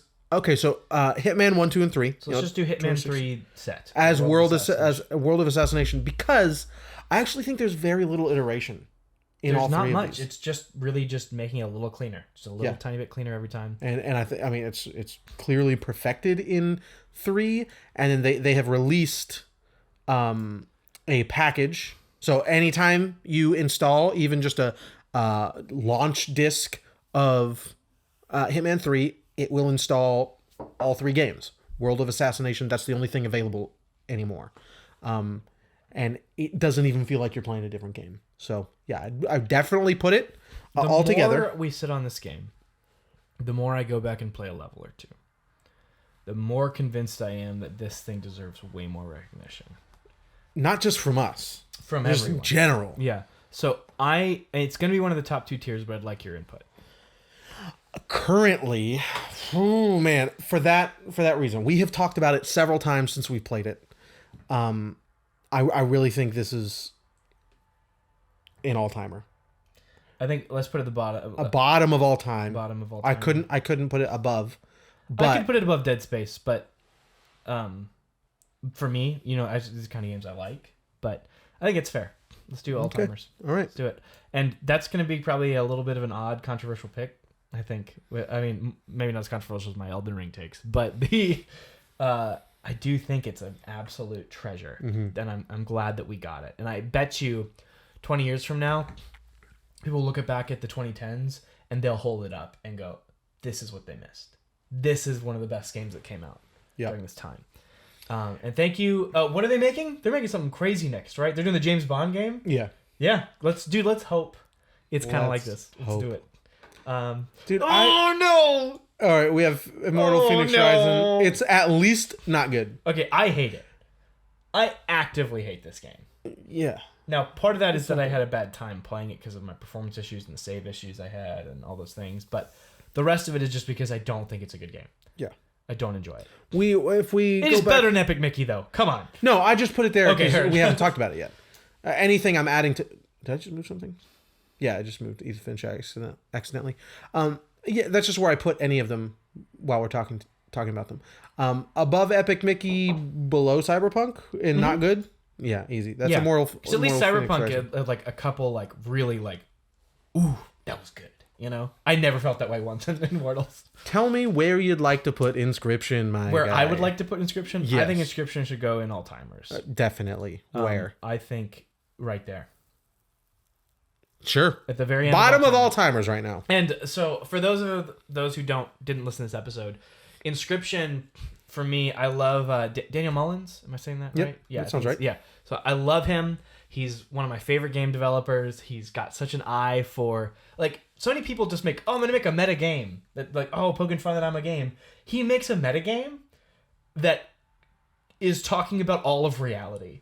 It's not just look, I'm a game. It's trying to seep in, and sometimes it's cheesy and sometimes it is thought-provoking, but at the end of the day, it's just long enough and just iterative enough where they keep changing mechanics and throwing little wrenches at you, where he just has a million brilliant ideas and they all coalesce perfectly. And he just puts them all back to back. The 3 acts of Inscription are delightful beginning to end. Yeah. The first is obviously my favorite. It's the one that has that roguelike one that they did. I think that's the one most convincing. I gotta go back to play it. It's great. I've got it on Switch on the OLED. It'd be so good, bro. I don't know why I haven't played it. So obviously there are more complex, deep, more synergistic card games, but the way that he builds, honestly, a very thought-provoking and interesting, fun card game into this single-player experience, and then reshuffles it, iterates on it, breaks it, reforms it, 40 times throughout the course of this game, is nothing short of someone at the top of their craft. Yeah. And if you haven't played Pony Island, you absolutely have to. It's delightful. Do you know that he just released a game on Playdate? No, I missed this. Yeah. I want a Playdate so bad, dude. That's something he would do, though. Inside. Inside, I would easily put on Everyone Should Play. I would put it... Personally... Dude, it's a hard sell. It's a really hard sell. Personally, I'll put it above Final Fantasy VII. You're talking to a guy who'd put this game and would recommend. So yeah, I didn't. Can I put it above Amnesia, Dark Descent? You can put it above Bunker and Everhood if you want. I don't know. Let me take a step back and mention this list. This is just let's say we're making a top 30 for movies or 50 or whatever. If one game is suddenly better than another one, that doesn't just mean the one it's better than moves down. The one it's better than might be removed from the list. So it doesn't quite make sense. Lists, when we're making subjective lists, correct, they don't make a lot of sense. I would not put it above Everhood, but I would put it above Final Fantasy VII. But Final Fantasy VII is above Everhood. So that makes no sense. Same is true of Bunker. I will put it below the Bunker, but I would put it above Final Fantasy VII personally. That makes sense. And this is a collaborative plus shared, a little bit. Yeah. There's a lot of spice going in here. It's a little arbitrary, but mostly kind of guided by how the cast would feel about it, which is kind of a weird way to think about it. Yeah. But I think that's the take. I'm fine with that. All right. Bro. Okay. Would recommend. I won't argue for it. It Takes Two, guys. I won't argue for it above would recommend, but I would put it. You may put it at the top of would recommend. Above Chrono Cross. You may put it at the top. I think that's a fair trade. Because I don't like this game very much. I don't know why though. I know it's charming, and it's dude. Play it with your wife. Ideas. Sit down and play it with your wife. I did. I'm just kidding. With you. Yeah. Get out of here. My work wife. No, I just...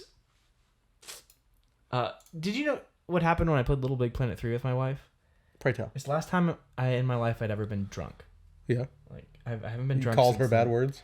I called her so many bad words and laughed and so much, and I would keep killing her. And then the night ended with me in the bathtub with no water in it, just like laughing. It was wild. It was one of the most insane events of my life. I don't get drunk anymore, but that said, I don't think It Takes Two would go very well. I still think of moments from it, like the ice skating sections, just a little like casual sections where you're just bonding with your spouse. I think of obviously the elephant. Yeah. I think of it all the time. I also think about the whole story. Listen, you have not. Okay, the gameplay, just general platforming gameplay. Great, and it's some of the best. It's very good platforming some of the best gameplay. Non-Nintendo platforming gameplay. Okay, we agree on that. It has very special little moments throughout. Yes. Also, the narrative, the story is. I don't know why I said narrative. The story is such a true to reality divorce scenario. You can't empathize with that. Nope. I can. I don't know why you are so down on this game. If you think it's some of the best platforming, exactly why. Why? I can tell you exactly why. I would like to know. Because the platforming sections usually they're centered around one really good idea. I think of the hammer and the nail and stuff like that. Yeah. Right. Or the nail gun, and I'm trying to remember exactly, but I forget. It lasts so long. Those levels are crazy long. Each level is just a little Not too a little. long in the Like, tooth. I was done after an hour and a half, and then the level keeps going for another 2 hours. It's crazy. Fine, levels are too long. It's just, and again, the rest is just me kind of vibing with it. I do like the story. The levels are too long, but they're not too long in the way that... I'm trying to look at this list. It's getting long. Creature in the Well. Like, Creature in the Well goes way too long. It's too long, but the gameplay is still good. Yes, you wish there'd be some change up. I don't have a good reason. It doesn't sit well with me. I did not enjoy playing it very much. I will put it below Evil Within. Okay. I'll put it below Fuck. It's hard. I would put it Can I move Chrono Cross? Yeah. I didn't play enough of it to have a good opinion, so do not put it below Elden Ring though. No, I was gonna put it here. Okay. There you go. All right. We've re-edited the list a little bit. All right, Jack and Daxter, I'm gonna let you have your piece. Okay. I don't think it's good. I think Jack and Daxter should go above Ghostwire, and there's an audience out there. Oh, interesting. I don't think Jack and Daxter hold up very well. I mean, are you just putting it below Eternal Based on what you say for me? about it and what I think I would feel about it if I played more. Again, right. I don't really know. Jack and Daxter... We're only talking about the first one. Yes, because Jack 2 is one of my all-timers, and Jack 3 is not far behind. I love those games. And I think they're good platformers, along with good action-adventure games. I think they're great. Jack and Daxter is another one where the platforming has some great sections and some decent moments, but there's not enough there to really coalesce into an identity of its own, and it also struggles to Good? No, there are definitely some good There are sections. obviously some good moments. Yeah, but I'd say in general, there are many levels that every time I replay, I go, I forgot this existed. Yeah. I don't want to do this. I didn't have a great time with it when we played. It's fine. It's a fine game. I did finish it. When it came out, I get why it stood out. It doesn't anymore. And Jack 2 is all I think about and the only one I'll go back and play. Sorry, Jack 2 and 3 are the only ones I'll go back and play. Dude, remember this series on the cast where we played platformers? It was a good time. It was a great series. Even though I didn't like Jack very much, I will probably never go back and play. We didn't like about half of those. Yeah. But doesn't still matter. a good time. You know, probably one of the best one we played was probably Rift Apart. Yeah. Rift Apart was fantastic. Yes. I popped it in the other day and jumped around. Oh, yeah. It's so good. Ryder will eventually like that. Yeah. I just need to give him some time on the PS5. Yeah. Yeah. Okay. Kana. I want to put it in offensively bad. Dude, that's wild. I I thought you were going to say not good, and then I was going to argue against you. Offensively bad? I think that this is some of the worst. Like, this should not have been Souls-like. Worse than Yes. Phoenix Rising? Yes. What the heck, good dude? thing about this game is the art design.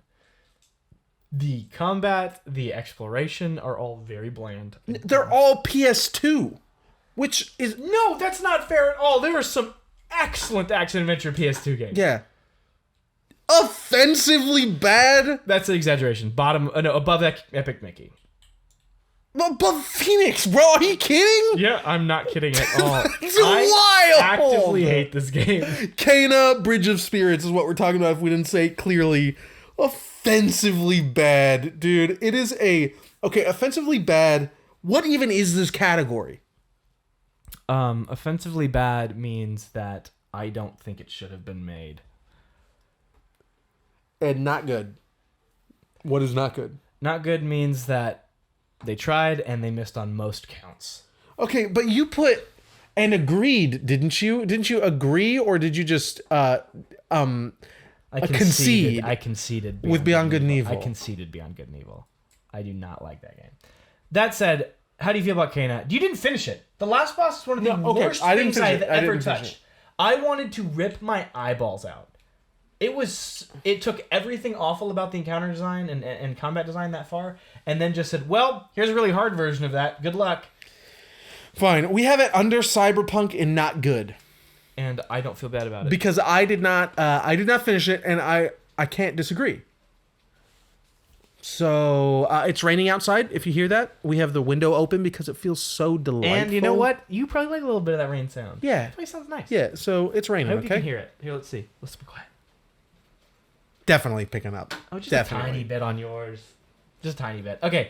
Kana below Cyberpunk and not good. I won't push it anymore. Kiwi, bottom of not good. What? It's fun. I had a good time. I played it for the first. I played for like 4 or 5 Put it above levels. Epic Mickey for me. Above Epic Mickey. Okay. That's fair. Come Kiwi is a little 2-player game.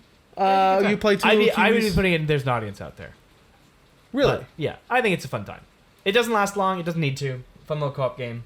Throw it on the couch. Even for what it is, I thought it was kind of meh. Okay. That's yeah. We're going to talk about some meh here. I don't know why it's combined, though. Wait, but you put it in not good. I mean, you put it in There's an Audience out there. Sorry. No, I was talking about Little Nightmares. That's coming up. Would you put Kiwi in I'd put it. There's an Audience? Yeah, I'd put it. Then let's at least move it above Phoenix. Okay, yeah. Let's do that. Sure. It set out to do something. It didn't try something super crazy. No, it did its thing. It did its thing. Just even for what it was. Why are these the same? Why is there only one Little Nightmares? Oh, would you really separate them? Do you have much to say about... Absolutely. I think Little Nightmares 2 should go in offensively bad. Okay. No, that's not fair, because the art design and the storytelling is kind of fun. I'd put it above Epic Mickey. Above Epic Mickey. Yeah, above Epic Mickey. Little Nightmares 1, I think, should go in would recommend. Really? I'm sorry. I think Little Nightmares 1 is a good game. Oh. Yeah. Cool. Interesting. I really thought you jumbled it. Let's just say that everyone knows we don't like Little Nightmares 2, so let's just make this Little Nightmares 1. Okay. And I think we should put it somewhere above Dragon. I would definitely put it above Far Cry. I'd put it above Carrion.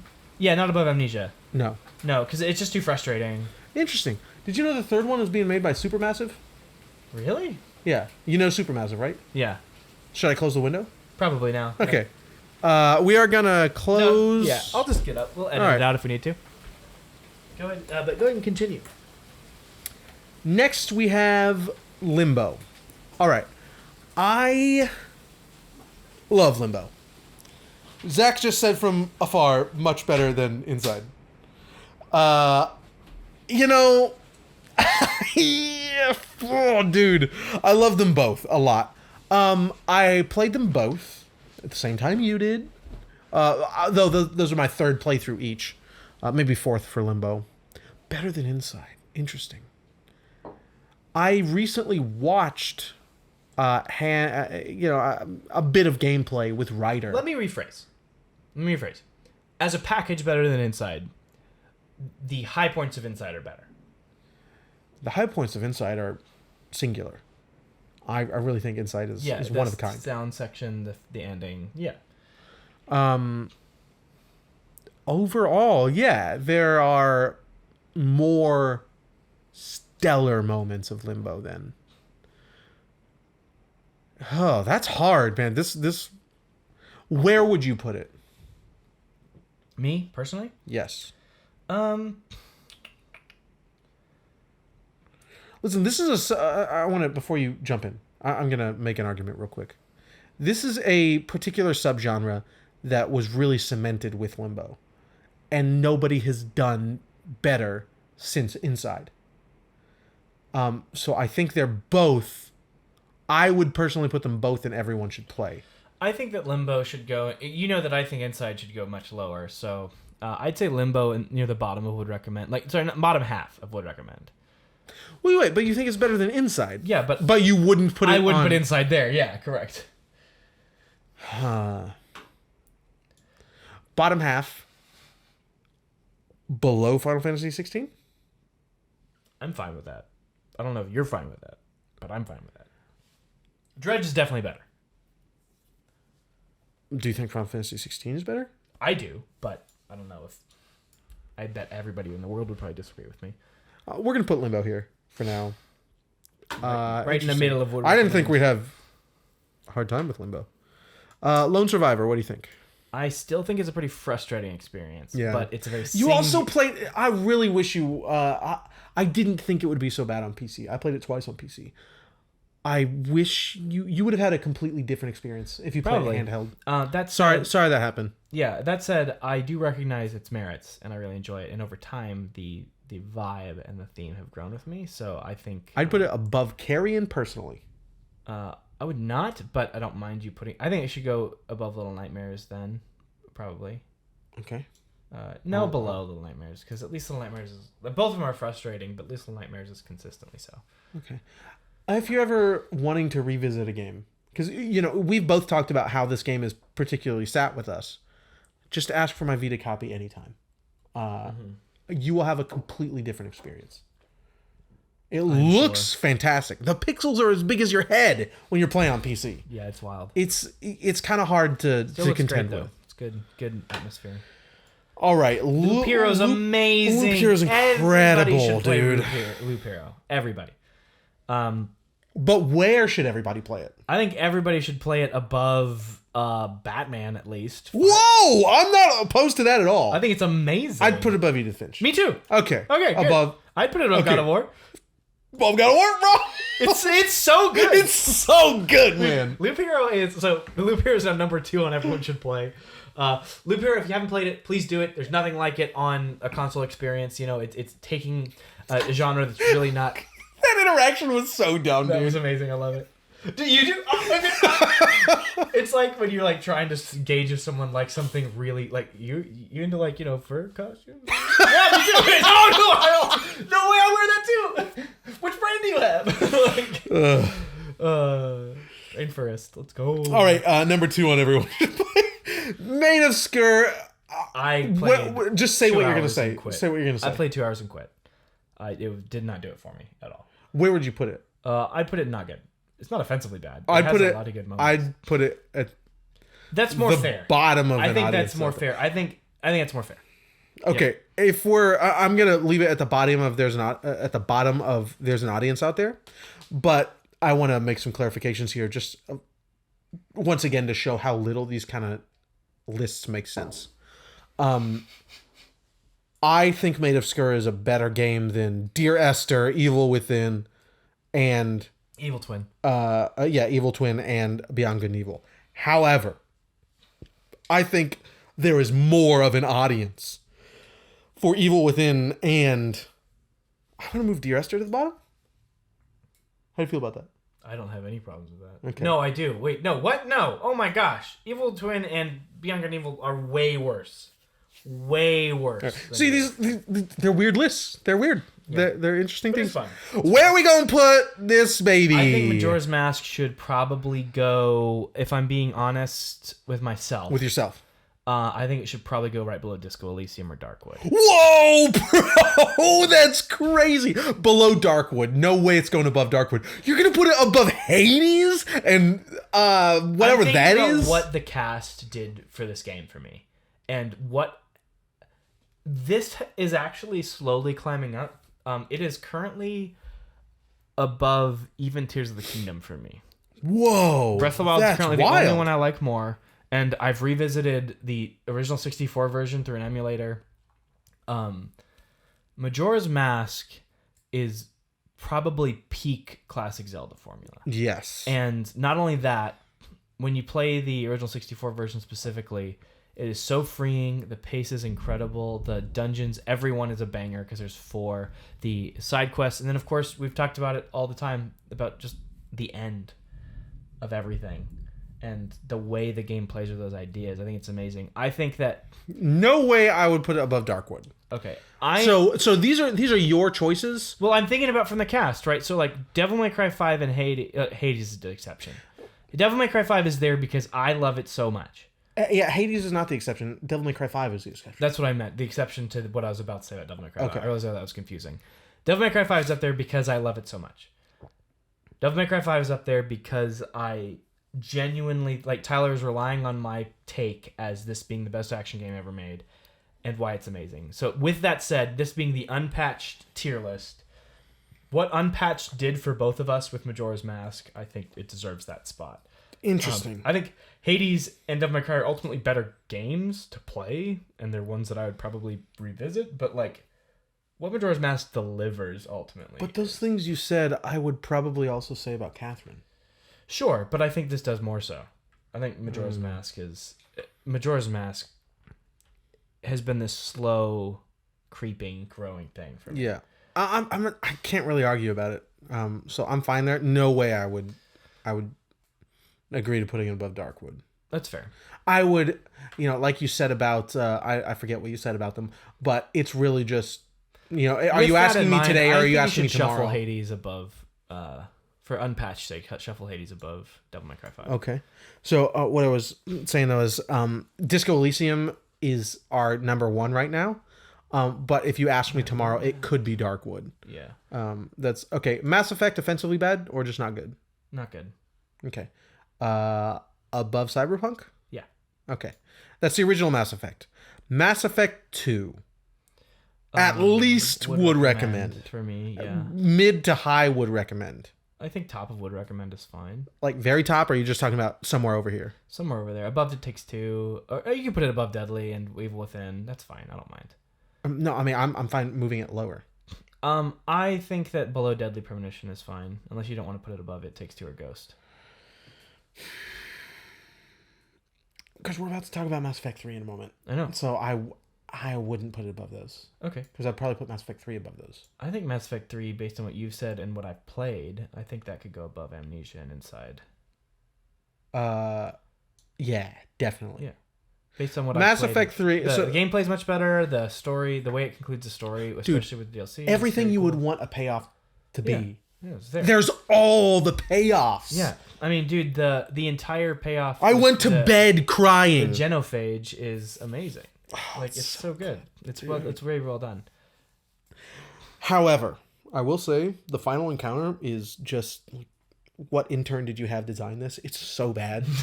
Amazing. So bad. Not the final narrative encounter. I mean the final battle. The major encounters are never that great in Mass Effect, I'd argue. It's the major decisions. It's the major moments. Yeah.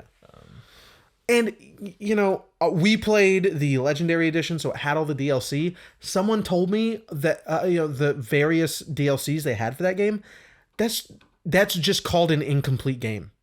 I can't believe they released Mass Effect 3 without, and I forget his name, but the ancient alien that they revive as your party member, and without whatever the precursors to, well, I'm forgetting a lot of the names right now. It's a sci-fi that I haven't played in 2 years. What's the things that come in, the Arbiters of Death? What are they called? The big villains? Do you remember? The Geth? You're talking about the big ones. The giant ships. Yeah. The living ships. Yeah. I don't remember. Whatever they're called, but there are precursors to them. They're ancient crustaceans. They live in a water planet.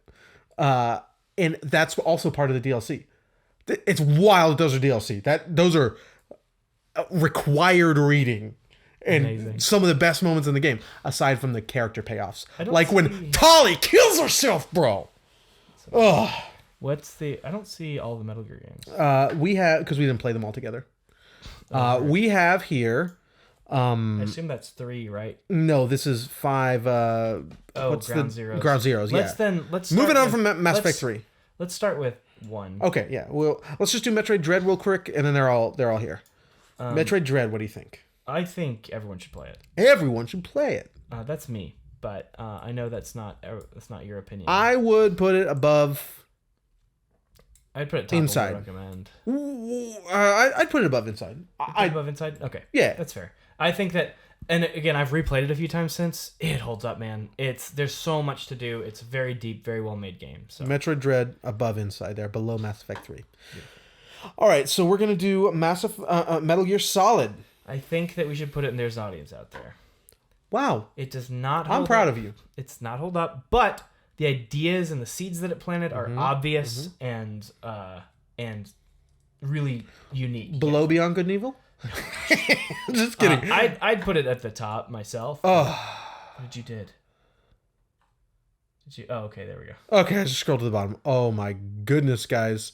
I think I zoomed. I don't know exactly what I did. We're just gonna go here. Heard. Okay. Sorry. That we just have a little bit of technical difficulties. Oh, I'm outside of presentation mode. Thought we almost undid that. Oh my goodness. Yeah, that's crazy. We could have quickly. We have the recording. Yep. Anyway, sorry about that, folks. We have Metal Gear Solid 1. Where would you put it? I think top of Audience Out There because it's top. Even. Yeah. I mean, these two games are, in my opinion, if we're not considering, because okay, let me back up a bit. I don't think with the list here, would recommend, and there's an audience out there, we're not yet considering the cultural impact, the true meaning of the game, its innovations. We're just, how many people would you recommend? The game. And I would put it below above both Control and Evil Within 2. I think that those are way more recommendable. I don't know. There are so many moments in Metal Gear Solid that I love going back to. Just the first yes, game. you love going back to, but how many people could you recommend Metal Gear Solid 1 to? I think quite a few. I mean, because it's part of the series, so not on its own merits, though. To be fair, there's a lot of good stuff going on there, man. It's a good game, but all right, that's where I'd put it. Let me reshuffle a little bit here. Okay. All right, we have Metal Gear Solid 2. Metal Gear Solid 2 is an absolute all-timer. Oh, interesting. Metal Gear Solid 3. Oh, because I didn't play Metal Gear Solid 3. Mm-hmm. Absolute all-timer. Not going to argue. Yeah, I think it should probably go above Inscription. Wow. Yeah, I think it's great. Way to go, Zach. Dude, it's amazing. Way to go, Zach.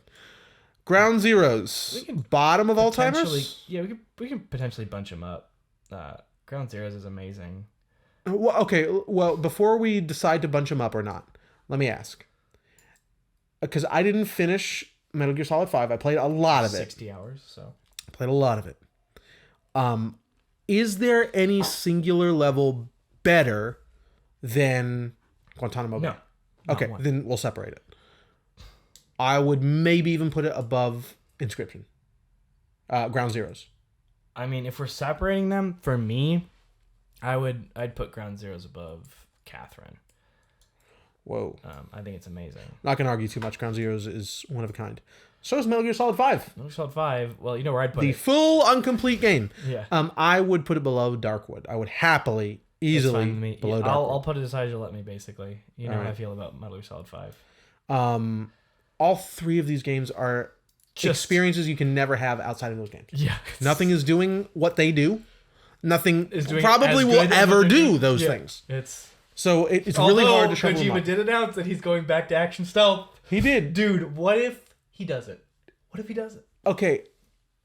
He can't. He can't do it. What are you talking about? Because Metal Gear Solid 5, he might do the gameplay, but so That's much what of I'm it is talking about. also What if he- dependent on the legacy of Metal Gear Solid. Maybe. I'm just mean from a gameplay standpoint. Like, what if he redefines action stealth again? What if he did it? That'd be cool. That'd be great. I don't believe it's going to happen, but I can hope for I it. doubt it will even hold up. Ooh, to- I see what's coming next. All right, let's move on. I see Let's what's move coming on. next. Mirror's Edge. There's an audience out there. Easy. Mid, there's an audience. Like above Creature in the Well. Yeah, above Ghostwire. Above Ghost also. Above Jack. I really? It's better I than think- Jack and Daxter. I don't think, dude, it's pretty rough, man. It's rough. I guess that's fair. That's a fine estimate. I will say, please do yourself a favor, and Try when you're yourself. done, when you're done watching this video, go watch. Is it Reykjavik or White Lights? It's White Lights. White Lights has a video. The three types or the three versions of Mirror's Edge, whatever it is, 3 something of Mirror's Edge. Very enlightening. It's hard. I would say it's one of his best videos, and that's really saying something because all of his videos are freaking bangers. It's a very enlightening video and just genuinely entertaining. So his White Lights video, the 3 versions of Mirror's Edge, we have here. Nier Automata, bro. Oh my goodness, what a disappointment. Yeah, this one's there's not. I would not recommend it. There's an audience easily. There's an audience out there. It's just you can watch our video. I don't want to talk about it again. It makes me angry. More of an audience than Mirror's Edge, I think. Yeah, but we're also trying to be honest to the cast. I think this gets more objective down here. There's an audience, not good, offensively bad. I think those are more objective than the other 3 tiers. sure. I'd say above Mirror's Edge. Above Mirror's, that's what I meant to do. Yeah. Okay, cool. Yeah, don't want to talk about it very much. Observer. I want to hear from you. I love Observer so much. Everyone should play Observer. At the bottom, I'd say above. No, I'd say there. It's fine. At the bottom, interesting. Yeah, I think everyone should play Observer. It is a walking sim. So it is more than a horror. It is a walking sim, so game. keep that in mind. But that said, I'd say it's my favorite besides Edith Finch, probably. I love it. I'd put it above Firewatch, but I like Firewatch. Like Firewatch will sit with me longer as a emotional experience, but in terms of a game, like I'd play Observer for Firewatch any day. Observer is really interesting. Yeah, but I think Firewatch is also like a third of the time of Observer. Isn't Observer like 9 hours or something? What? No, it wasn't that long. Oh, all right. Anyway, next disappointment here. We have Oddworld Soulstorm. Huge disappointment.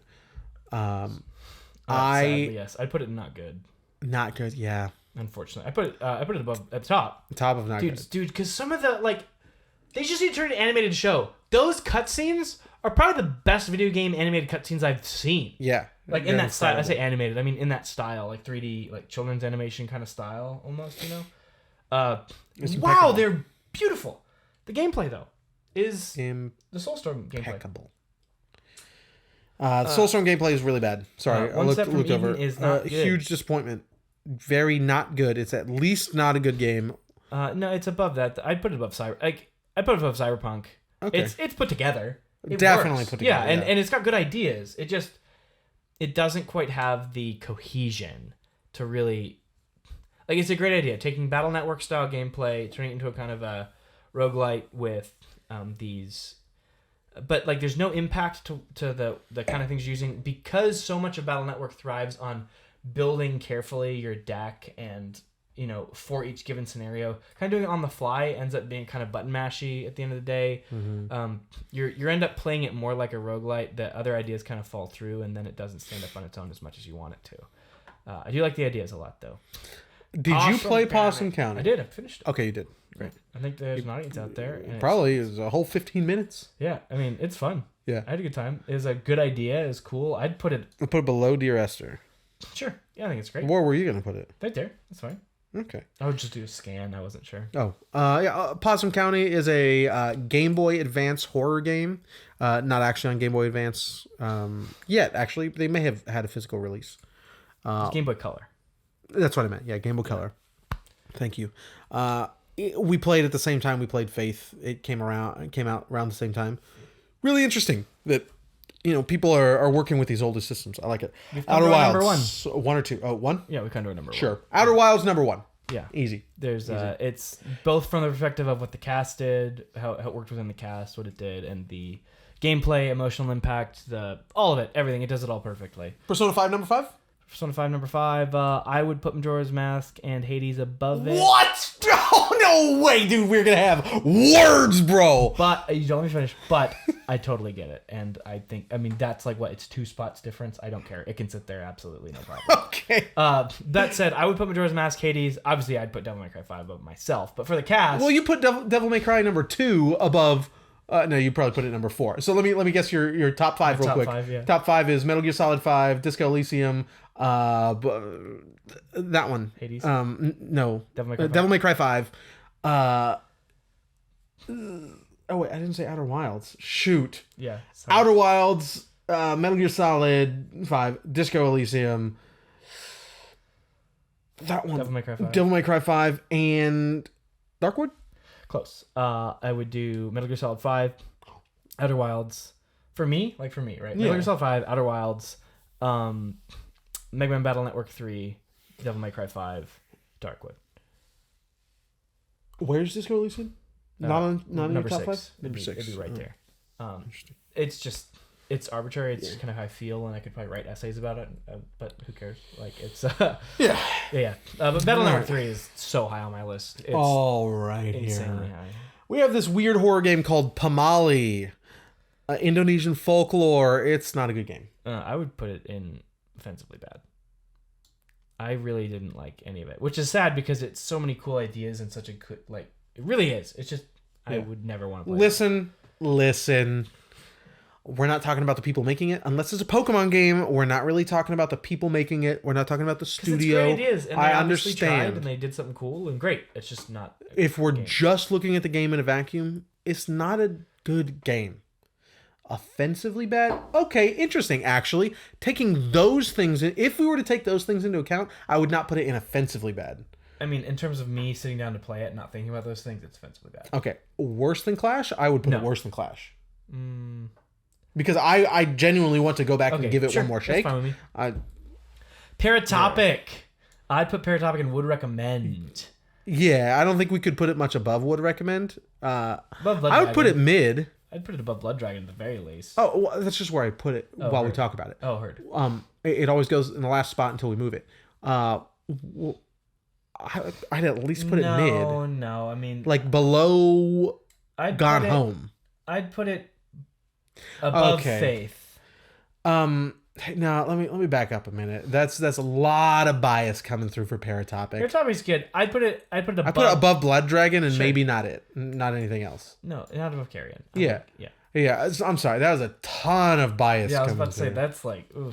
But I was gonna allow it above Blood Dragon, sure. Dude, Prince of Persia 2008. Tell me. I love this one. It definitely can't go above Would Recommend, but I think it should go at number 1 on Would Recommend. Number 1 Would Recommend. Will not argue. For a while, this was my favorite game. And you know what?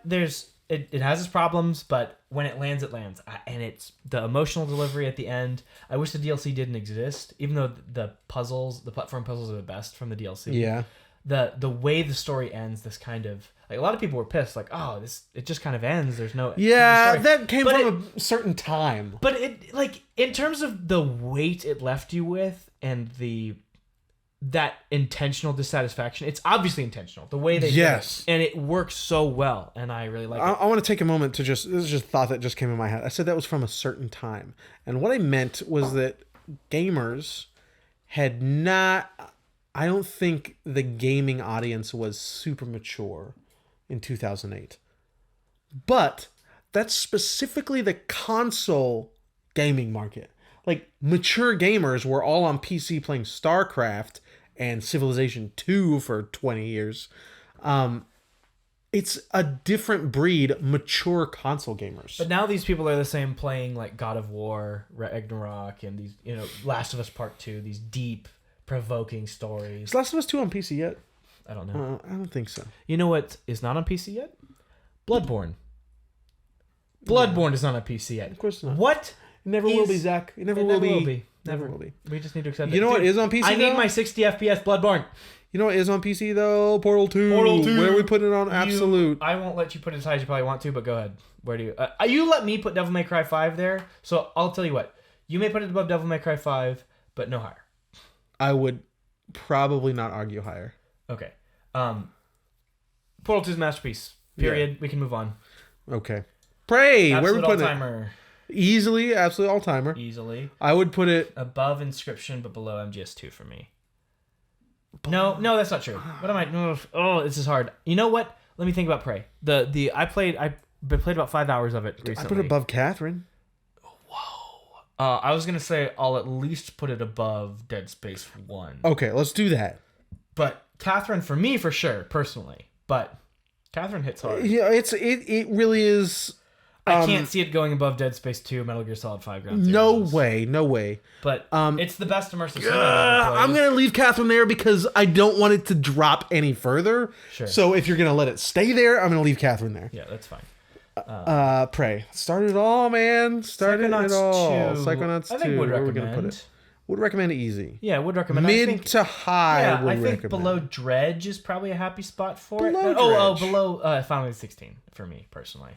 But yeah, I'd put it there. Dude, just the gameplay's super fun. In terms of platforming, it's a great platformer. But then, I mean, again, as usual, Psychonauts delivers those emotional and comical highs. It does a good job.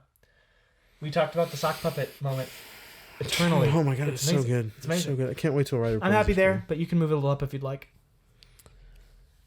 Oh, dude. I mean, more people would play this than Dredge. I personally like Dredge more. But you personally like Final Fantasy? Let's leave it here. Let's leave it here, man. Pyre, pretty low on would recommend. really, I'm thinking even top if there's an audience. Okay, yeah. Because, I mean, it really, a lot of things don't work. Like here? Up top, I think very top. Very top. Oh, I love Pyre. I mean, I love a lot of it. It just... okay, yeah. Let's I can talk tell about... that I'm the audience for the part that lands, and the rest of it doesn't really... But you're not even the audience. Like, you enjoyed it. You resonated with it, but the audience that is there for it will drink this game. Because the gameplay itself, the sports part, is super accessible. Yeah. Very easy. It's fun, too. The dating sim part sort of thing. It's relationship sim more than dating sim. Yeah, correct. It's impeccable. Those characters are incredible. And the music. Dude, to this day, my favorite track he has ever... What's his name again? Daniel Korb. Daniel Korb. My favorite track he's ever written is that little Russian strings. It's so good. For that really pretentious tree guy. Oh, it's amazing. I feel in my cheeks how much I love that track, just talking about it. Yeah, so you're not even the audience, and it resonated with you so much. For the audience that is out there that's looking for, not so much dating, but really potent relationships, there's probably not a better game out there. Yep. The writing is so good. Now we have the unaliving of Rachel Foster. To make YouTube happy. Yeah. Well, we're more than 2 minutes in. Oh, that's true. No, I think they still... Is that only for cursing? I think for that word. The self-deletion of Rachel Foster? So I think this can go right there. The bottom of not good. Bottom of not good? I put it above... You can put it... Immortal... I put it above... Above Immortals? No. Yeah. No. I would play 5 minutes of Immortals. You wouldn't walk around an environment with people walking through the I rafters? did not like anything. Any part of that game? No. I mean, it's not a great walking sim, but it's a awesome environment. It is such a beautiful place, and the sound design's awesome. It's great. You'd play 5 minutes of Phoenix before you walked around this hotel for 5 minutes? Stated a fact about Zachary Short. What? I'm not. Listen, I don't like Rachel Foster very much, so I'm not going to harp on it. But that's odd to me. Ratchet and Clank Rift Apart. I just want to restate: you would be in the Immortals world for 5 minutes, Yeah. then walk around this beautifully realized, not so haunted hotel. Yes. Okay, all right. Rift Apart. Where are we going to put it? Would recommend. We both love it. We're all going to say the same things. I think would recommend. I would recommend. Yeah, high. Definitely above Elden Ring. So anywhere above that is fine with me.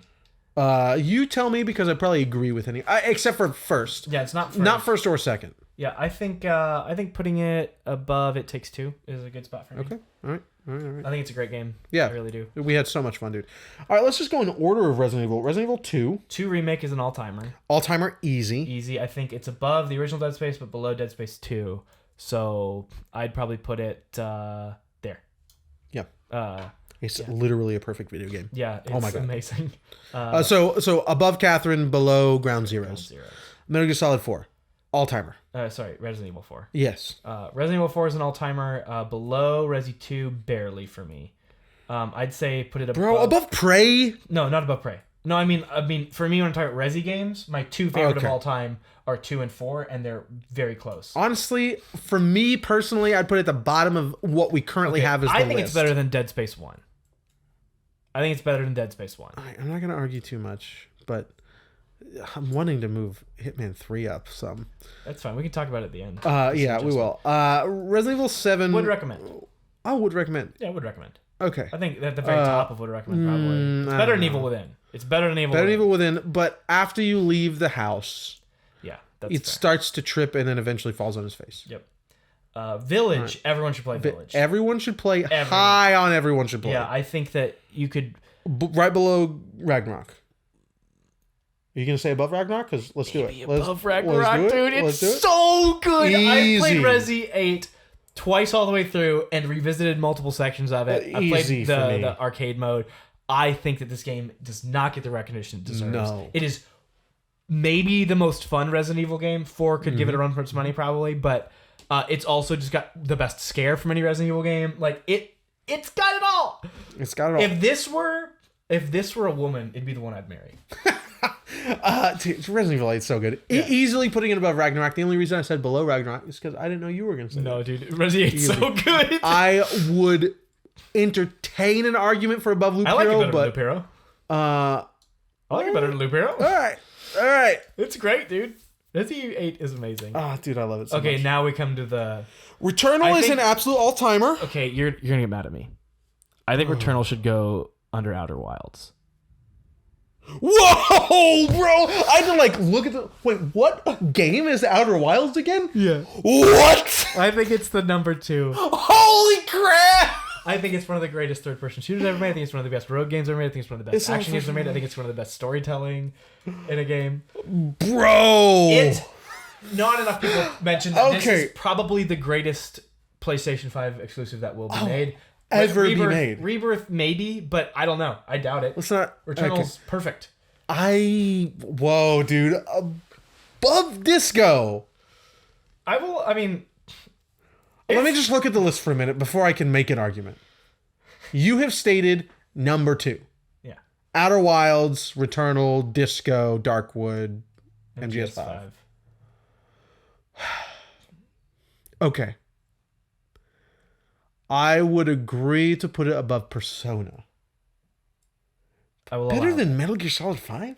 Well, you know, not for me personally, but based on where we put MGS5, right? So for me, this is one of those also the cast games. This is one of those I think of when I think of the cast. Yeah. And I personally like it better than Disco, barely, by like this much, you know. I mean, okay, if that okay, things that we will remember the cast for. Yeah, I mean, Is that what the top of this list is doing? Real No, but that's a big reason. quick? it's That's there. that's what a big most reason. of these games are doing. Let's back up just So a like minute. when I think of the cast, the games that come to mind are Shadow of the Colossus remake, because that's the first game we played for. It's coming up. We got 2 more. Right. I think of that. I think of Outer Wilds. I think of Disco. I think of Darkwood, and I think of Returnal. Those are the ones that really like stand out as casting. And Majora's Mask. I'm gonna skip Returnal for a moment. Okay. Rule of Rose. It has its audience, and I would put it above Evil Twin. It has its audience, and I would above Dear Esther. No, below Dear Esther. Below Dear Esther. That's good. All right, Rule of Rose. That's all right. Let's just move Shadow of the Colossus up here real quick. Okay. All right. Because are there any others that are gonna do this? Signs of the Sojourn. No. No, not even close. Uncharted. Well, Uncharted 4 will be up there, but not that high. Okay, let's move Uncharted. No, 4. let's not. We're gonna skip around a bit. Okay. I mean, it's going to be in this tier anyway. I think Shadow of the Colossus belongs above Majora's, but below Persona. Below Persona, interesting. Well, what's Shadow though, dude? It's Shadow. No, I think Persona is above it. Yeah. All right, Returnal. I would. Okay, if we're talking about the cast, what do you feel? What do you feel deep within your bones? Okay, if what I'm the feelings I'm looking for is what I will remember the cast for, I will remember the cast for Darkwood more than Disco. Again, that's not the only judgment. That's not the only judgment. That's not the only judgment. Yes, but that's a lot of the judgment. So I'm gonna state. And in terms of just like once we're talking about quality, all these games are maximum quality. Yes. Eternal just is doing so much. Okay. Because this is a big send-off. We won't be doing another episode for a long time. Yeah. If we ever do another one, they'll be very sporadic here and there, like once or twice a year. If we both finish 7 Rebirth, maybe. Yeah. If we're talking about what we're going to take away from the past 3 years. Outer Wilds, for sure. Outer Wild, for me, it would be Outer Wilds, Darkwood, Metal Gear Solid 5, Disco, Persona 5. Okay. So Returnal, I would put above Shadow, yes. Okay, let's do that then. Do you want to change them in that order? I'm fine leaving Disco as number 2. We can put Darkwood above Disco. Yeah. Oh, how do you feel about if I were to pick Disco? If I were to pick for this list, Outer Wilds is number 1. We're locking Outer Wilds number 1. It will. Nothing's gonna beat it. Outer Wilds is number 1. I think for me, I would do. Removing the bias of me having already played Metal Gear Solid 5, so I don't tie it to the cast as much. But being able to share that with you, I'd say for me, Outer Wilds, Darkwood, MGS5, Returnal, Disco, Persona 5. So Metal Gear Solid 5's not even here. I said sorry. I meant to say 1, 2, then Metal. So Outer Wilds, Darkwood, Metal Gear Solid 5, Disco. I misheard you. Yeah, Disco and Returnal. Maybe I didn't say that. That's what I meant to say. That'd be mine. And so dropping Returnal right after Persona 5 is not a big change. It's not a big change, but I do think Metal Gear Solid 5 above Disco, because Disco affected both of us significantly. Metal Gear Solid 5, you're playing for the third time for the 200th hour. So it's a little bit biased in that regard. This top 5, I'm very comfortable with. Sure. Yeah, you can scoot Metal Gear if you want. I'm fine with that. Right. Well, I don't think we've even scooted it. I think it's been here. Yeah, scoot it up if you want. No, I'm saying right here is. Oh, I would put Disco above it because it affected both. Yeah, of us. Okay, that's what I now understand what you're saying. Yes, that's fine with me. In Shadow above Majora's. Oh yeah, definitely. Okay. Shadow's probably the best game on this entire list. We'll find out in the next episode. Yeah, we will. Holy crap, dude! There's another episode. Let's move on. These are going to be quick. Shadow. Not good. Shadowrun Returns.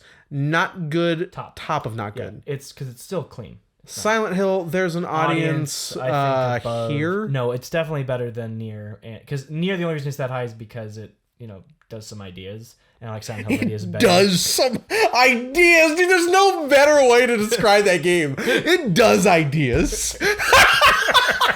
That's probably the meanest thing I've said about a video game in my whole life. Dude, that's so true, though. Oh, what a disappointment. You're going to rely on me for Silent Hill, I think. So I'm going to put Silent Hill and Everyone Should Play. 2. Okay, where's Silent Hill 1? Right there. Right there. Yep. Silent Hill 2, it is my biggest disappointment for the cast, not finishing. Yeah, so Everyone Should Play, and I think putting it above The Bunker would be a good spot. That low? Interesting. Yeah, I mean, it's still a PS2 old game with some problems that are a little bit hard to engage with, but it doesn't hold up as well as I think a lot of people want it to. Yeah, 100% fine. But it's still amazing. We have here. Oh, Shin Megami Tensei 5. Yeah. I would recommend it, but I think it'd be very low. Would recommend. Okay. I liked it a lot. I'll be playing the Apocalypse-esque version of it. Dude, $60, bro. Well, it's a whole new game. Sad day. Yeah. a I whole new game. suppose. I suppose. But yeah, I think it's there. I think if you leave it right there, that's fine. Bottom? Yeah. Below Blood Dragon and Paratopic? Yeah, I get I mean, you can move it up. Don't do this for my sake. No, I acknowledge its problems, and I acknowledge I finished it because I was just craving a JRPG, and it was a pretty good one. Would you play Blood Dragon over SMT5? I would. I would play Sure, SMT5. maybe. I mean, okay. I'd put it like here sure, at least. that's fine. Yeah. Okay, we're moving it up a bit. Signs of the Sojourner. It's my turn.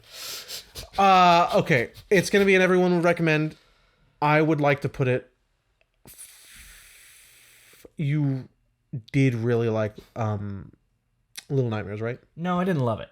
I liked it. I would put it below Amnesia Rebirth, but above Little Nightmares. I'm fine with anywhere under Psychonauts 2. You can put it anywhere you want Under Psychonauts 2. Well, then I'd put it above Faith, but Faith is like your next threshold, right? Yeah, but I'm just saying Then what I'd be fine with. I'd put it there. Hurt.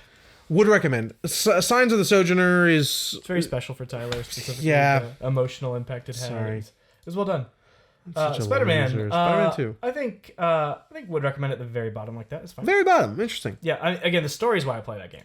Well, I mean, below Carrion? Yes, Carrion's amazing. Okay. I love Put it Carrion above so much. Paratopic. I'm totally fine with that. Okay, for me, Spider-Man is... I've played it twice now, and each time I realize I'm playing this because of the story, not even the presentation. The combat's fine. There's a couple cool little things to it. I just really like the story. It's so well done. If we ever go back to listen to this podcast, I will have said below Carrion like 19 times. Yep. I don't think I understand how much you like that game. Correct. Do you want to move it above Lone Survivor? Do you want me to tell you where I would put Carrion personally? Not personally, but... Put it somewhere personally, and then let's talk about it again. Okay, I think personally it should go above Resi 7 on Would Recommend.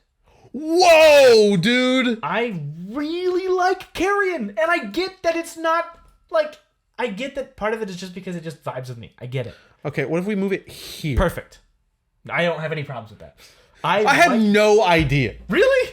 Yeah, no clue, like man. Carrion, dude. We talked about it for like 20 minutes. Yeah, and I've played it since then probably 3 times. I had no clue. Okay. Yeah, I really like Carrion. So just below Mass Effect 2, above Chrono Cross. Stanley Parable. Everyone should play Stanley Parable. Everyone should play it Everyone should play Stanley above RE8. No. I would put it at the bottom. What? Oh, we didn't talk about Uncharted 4. I think it should go above Firewatch and below Edith Finch. What? Yeah, that's where I think I'd put it. Okay, we're gonna come back to it because we yeah, didn't do Uncharted 4. Uncharted 4 is absolutely in the absolute all timers. We're just deciding where. I think just right above MGS2, probably, right?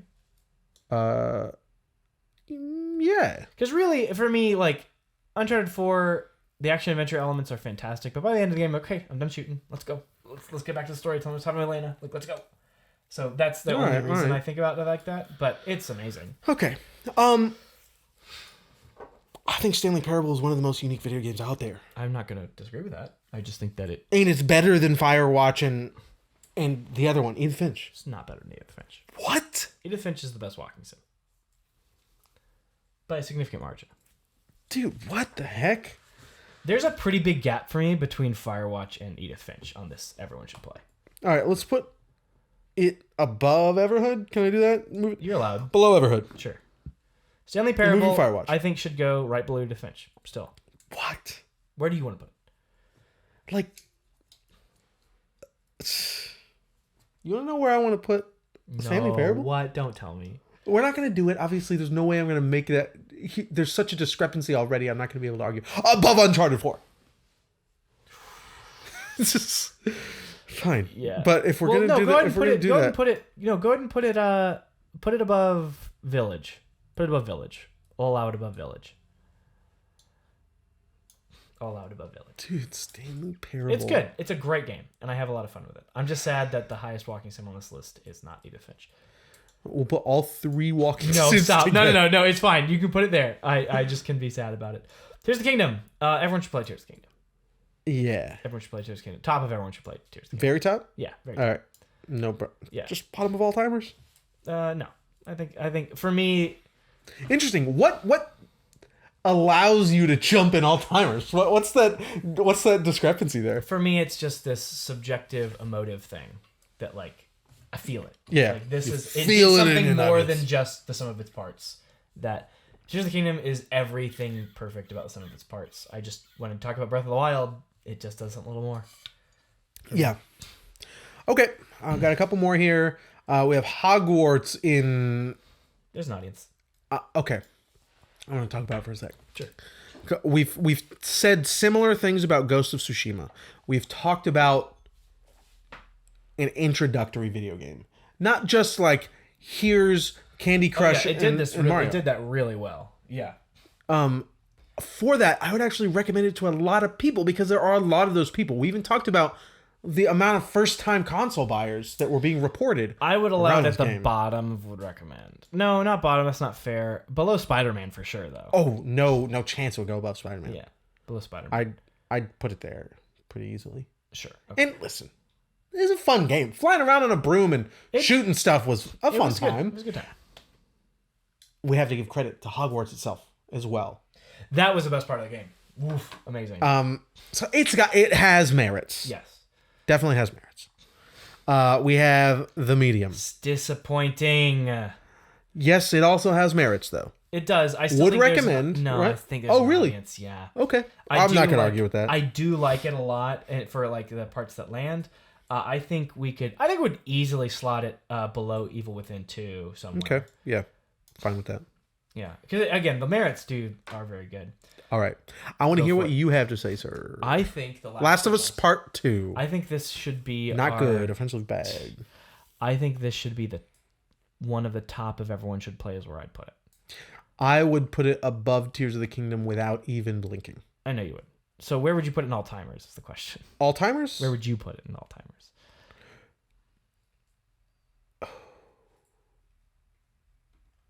Above Uncharted 4. Above Uncharted 4? Yeah. You think Last of Us Part 2 is the best Naughty Dog game? Yeah. It's one of my all-time This friendship games. is over? No, I'm just kidding. It's one of my... Let's see where I put it, because they're both on my Would my you be top fine list. with me putting it on the top of everyone should play?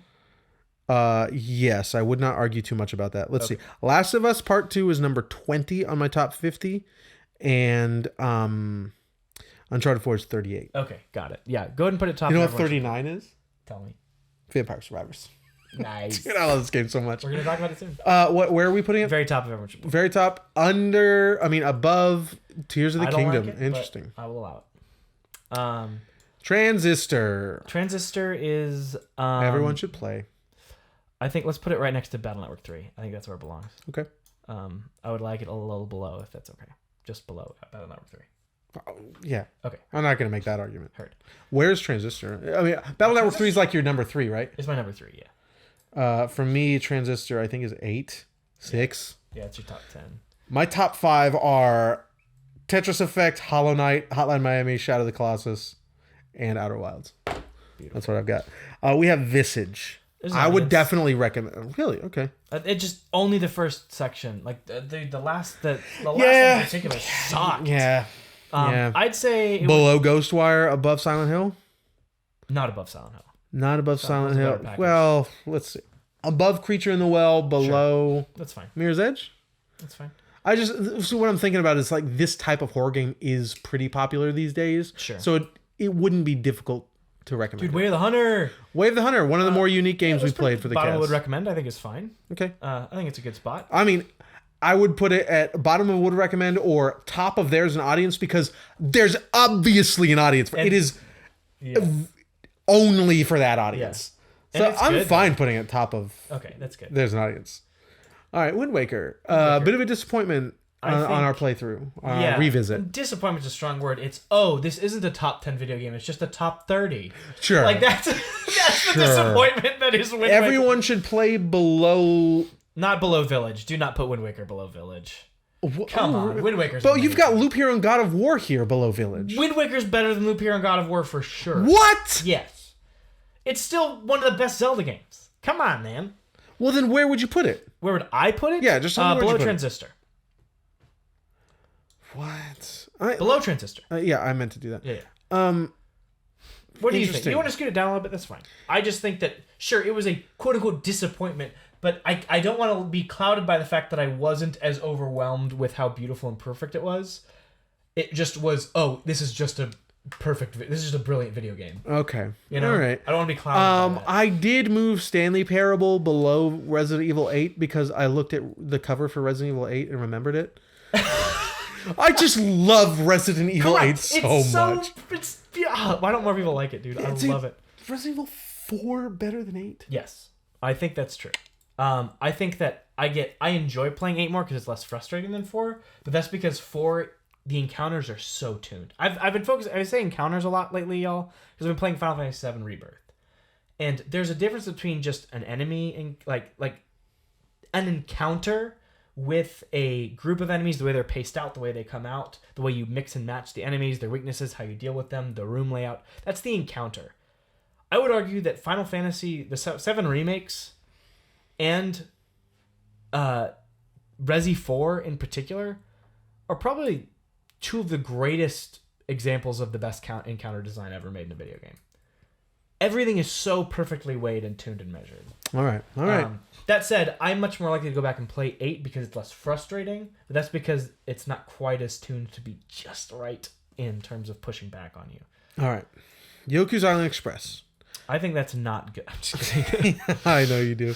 I think for me, there's an audience. I think for you, you'd put it everyone should play, right? I would put it above Spider-Man because I just don't like Spider. I'd put it below Hogwarts. Below Hogwarts? It's better than that for you, probably, right? Yes, it's better for me, but more people will play Hogwarts. No question. I'm fine with you putting it there. I don't mind. I wouldn't Yoku's put it too Island much Express lower. below Hogwarts. I wouldn't put it too much lower. I'd put it above the medium.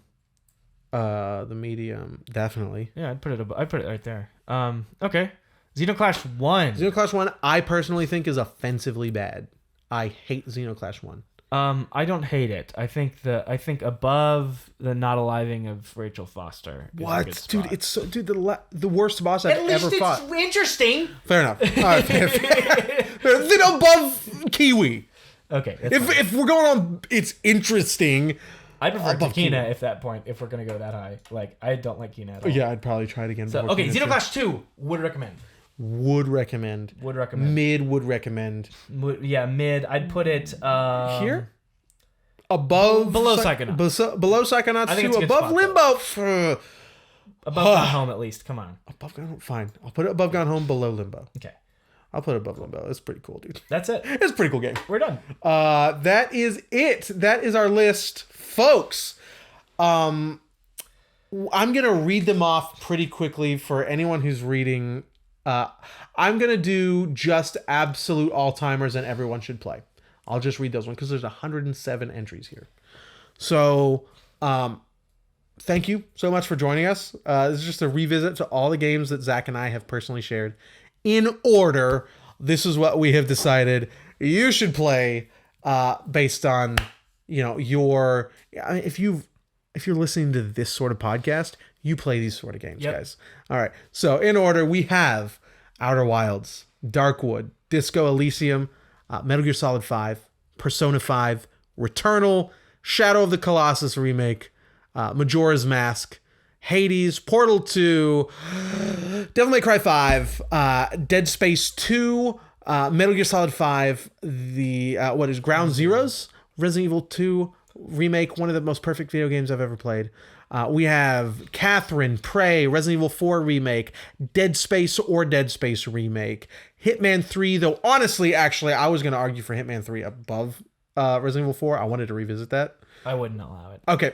Hitman 3, we have Uncharted 4, Metal Gear Solid 2, Inscription. Those are all-timers, absolute all-timers. Everyone should play, I think. Last of Us Part 2. We think. Zelda, Tears of the Kingdom, Mega Man Battle Network 3, Transistor, Wind Waker, Resident Evil Village, Stanley Parable, Loop Hero, God of War Ragnarok. What Remains of Edith Finch, Firewatch, Batman, Arkham Asylum, Final Fantasy VII Remake, Everhood, Silent Hill 2, Amnesia, The Bunker, Mass Effect 3, Metroid Dread, Inside, Amnesia, Dark Descent, Hellblade, and Observer. Nice. That's a good list. If you pick 5 from those and play them this year, you will have done yourself a great favor. Yes. And I just want to reiterate this amazing top 10. Outer Wilds, Darkwood, Disco Elysium, Metal Gear Solid 5, Persona 5, Returnal, Shadow of the Colossus, Majora's Mask, Hades, and Portal 2. What an excellent top 10. Yeah, that is honestly, that shows you how classy we are, how great our taste is. These are just great choices. And we're glad that you could join us. We have one more little bonus, not little. Yeah. It's probably going to be shorter than this one, actually. Hopefully. One more bonus episode right here at the end of the Unpatched Gaming Podcast. So stick around. Don't forget to share what you love with who you love.